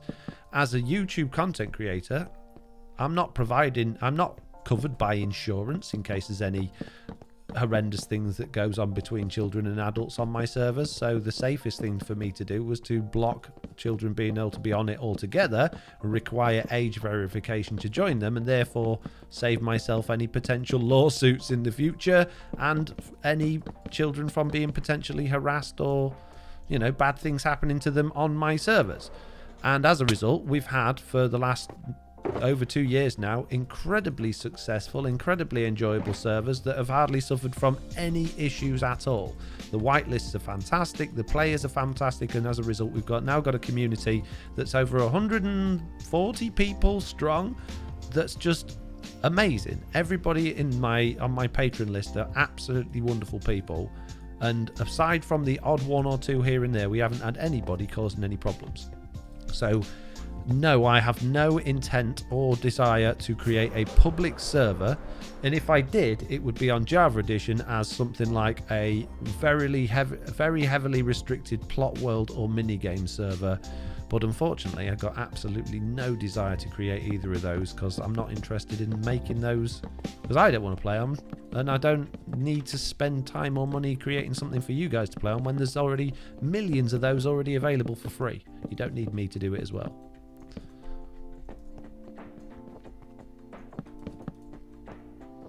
Foxy has a great community, says Pickles. Mitt says Foxy's Patreon servers are amazing, full of lovely people. Have you ever had an under 18 that joined your paid server? Originally, before we made all of the really specific rules, we had somebody that was 16 on. But since then, that was the only ever person we had that was under 18. Since then, they've all been over 18s. Mitz is in charge of admin, and she does age verification on all the new patrons that join. They have to provide government-issued photo ID, either in the form of a passport or a driving license, and if they can't prove that, they don't get on. Simple as that. Christopher Jacobson subscribed to the channel. Thank you very much, Christopher Jacobson. Which is a benefit, because on that, if you're doing it that way, you don't have to worry about applying. You don't have to be a good builder. You don't have to be somebody that's got loads of subscribers. You don't have to be, noticed in the community for being good at anything on Minecraft. You can just join. You can be a brand new Minecrafter and have never played before and just want to play with the community of like-minded people, and you can join, providing that you're old enough and prepared to obviously support through Patreon. And if a lot of people will say, oh, it's just a money grab, you're just doing it for the money. Obviously, that money now does help pay my wages. At the time before, when I created it, I was working a full-time job. But the reason for charging for it or doing it through Patreon is that I proved time and time again that griefers, people with the intent to go on and cause problems, won't pay. They won't even pay $1. They won't pay any money to go on. So it just got rid of 99.9% of problematic people by putting a price tag on it. Maybe someday I can join your server, says General D. Maybe. But don't get hung up about joining my one. Don't feel like, oh, you can't and you're being prejudiced against being able to join the server of your favourite content creator or anything like that. Just think there's loads of other servers out there and it is completely free to create your own. So if you want to play on a server with your friends and have that experience, then make your own. You can do so for free. So you don't need me to provide something for you. I would love to join. Probably haven't heard that before. But one day soon, says Gabriel. Well, yeah, maybe. Maybe one day.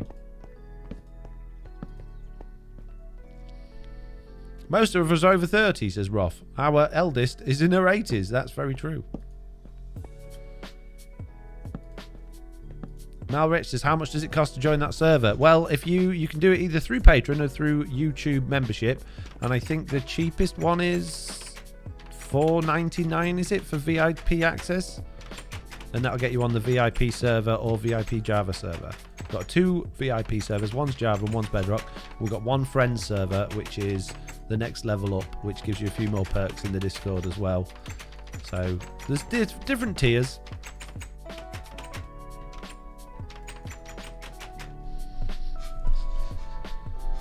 Joe Angler Van Schirm says, have you ever had a griefer that did pay the fee? No. We've had people occasionally, not very often, like a couple of people that have not been the best team players and weren't very good at sharing, or may have, you know, gone round and upset other people either in the chat by their bad attitudes or just not being very good at interacting with people, which is just normal. You get that in any social group of people, just some people that just aren't very good at engaging in the right way. Maybe they've got the best intentions but not very good at expressing themselves correctly, or just so used to doing things on their own they don't understand how to play together in the multiplayer and end up rubbing people's backs the wrong way. So that's happened very seldomly, but we've not had anybody go on and just start griefing people's bases.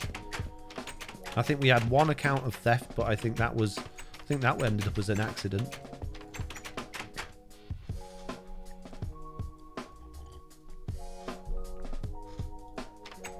Brandon says, so I'm 17 with a driving license and can't join because I'm under 18. That is correct. You cannot.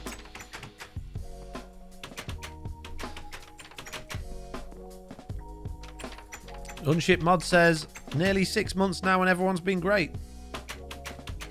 Can you name the creators you watched, says Mr. Piggo. Mr. Piggo, I'm pretty sure that you watched this live stream with your fingers in your ears, because you've been here for ages asking questions, and I literally went over the fact that I don't watch any Minecraft content creators about 10 minutes ago. Or are you asking what content I do watch on YouTube, not Minecraft? Is that what you're saying? Colin says, Foxy, I've been watching your stuff lately and I've just subbed as you have earned my sub. Your content is amazing. Thank you very much, Colin. Very much appreciate that. And I agree with you. My content is amazing. Best content. And if you don't agree with that, then you're clearly wrong. I think we are on the last... I didn't realise we're on the last section of this now. This is good news. Wow, just wow. Blame the victim, says Carol to Roth. Wow. I killed Lofty once, but it was her fault, says Roth. I feel like griefing now, says Isu. Isu, don't do it. You'll be banned. How much money have you gotten from streaming, says Mr. Mayor. What, today or in all of time? If it's in all of time, I don't have those figures to hand, but I can tell you exactly how much I've earned exactly today. And you'll be surprised. You'll be thinking, wow, that Foxy No-Tail, he rich. Can't believe how much money he got, bro. I'm going to be a streamer now. Ruff, she was looking like a creeper, says Mr. Balrog.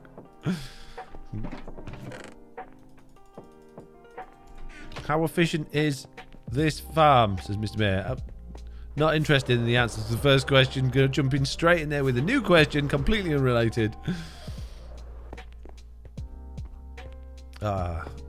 People are great. Don't you agree, Mitts? People is great, aren't they? Pickly filter on a fox face, says Mr. Piggo. We don't have face filters on my YouTube streams. Sorry about that.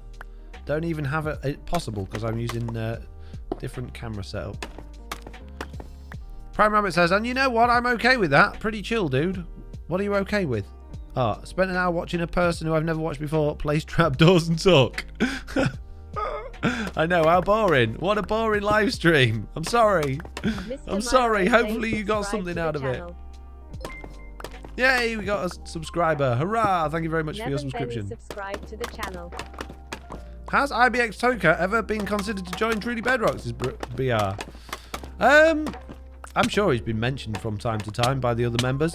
But one of the other things, and this isn't against IBX Toy Cat or anybody else, but another thing we try and avoid doing is adding people based on their subscriber count. Because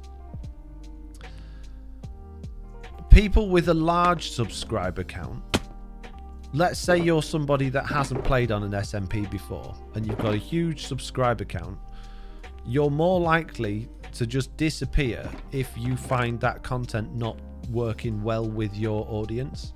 So let's say you've got 50,000 subscribers and you normally put out videos about tutorials or mini games or Skyblock or modded or Java, but not Bedrock Edition or not survival or not as part of an SMP.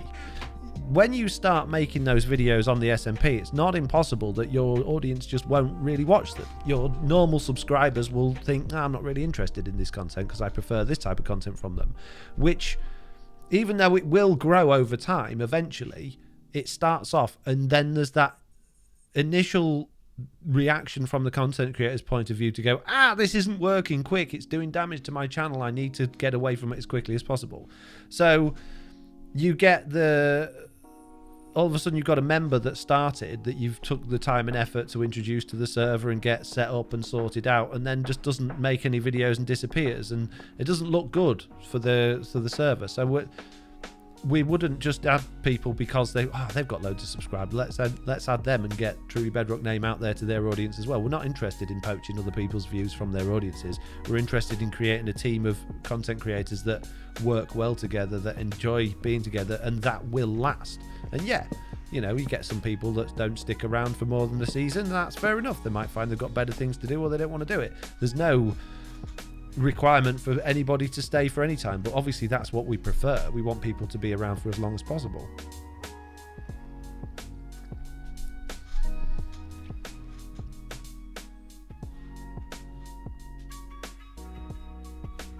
IBX Toycat has mentioned several times that he prefers single players, so there you go.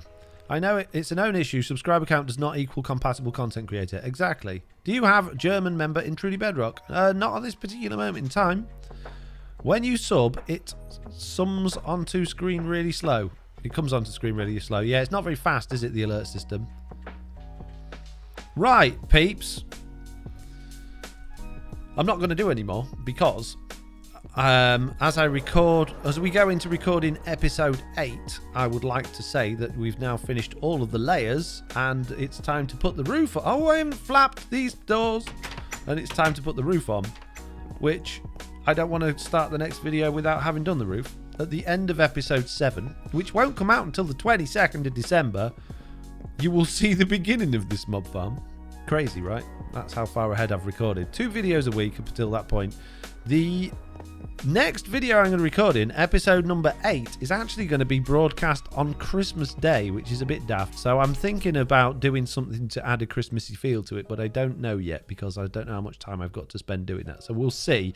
It might be just a generic mob farm video, but we'll see. The roof will take a really long time, says Mr. Mayor Plays. Yeah, we'll probably start building that, or at least continue building that in the next stream. And it actually won't. It won't take that much time at all because we're going to need a lot of glass. The bit that covers this area here, which will be a 33 by 33 block area, will be 1 layer of glass thick, and the rest of it is just going to be water on top of that. And the water is to create darkness without stopping it being a surface spawn. And then it will just be full blocks around the edges so that the area underneath there is completely dark. So all of this is completely dark. So it'll be 12 blocks out in each direction, I guess. And that should be it, really. Christmas decorations on the roof, says Pickles. Maybe. Christmas Star Wars, still on one of my favourite videos, says Ultimus Trime. Plonk a red leather hat on, says Mr. Balrog. Roof, I will need to be bigger than 1.18. Yes, it will need to be bigger, but I don't think it'll take that long to do because it's only placing blocks. Tinted glass has rotated our face. I don't know if tinted glass still allows things to be a surface spawn. I need to do that research, which I'll be doing as part of that next episode. And I haven't found a geode yet on this season, so I don't actually have any tinted glass. And to create a 4-chunk area of tinted glass will be very expensive. I'll need a lot of geode power, which I don't have.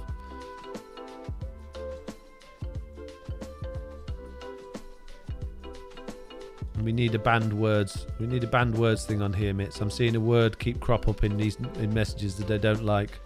We need to get rid of it.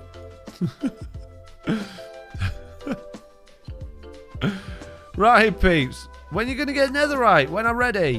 When I'm good and ready. All right, Jays. Yes, it does allow service spawning. It says RAM power. Well, that's good to know. But I still would like to do my own testing on. So we'll see.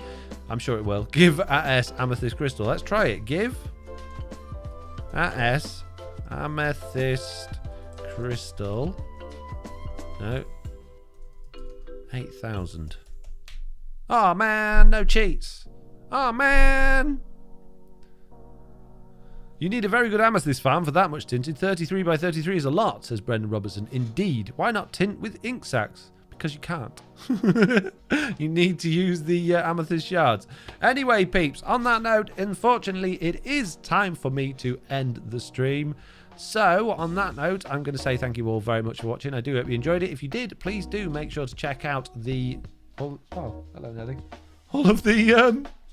like the stream VODs for the previous streams and obviously my videos on Truly Bedrock as well. And hopefully I'll see you all in the next one. Goodbye.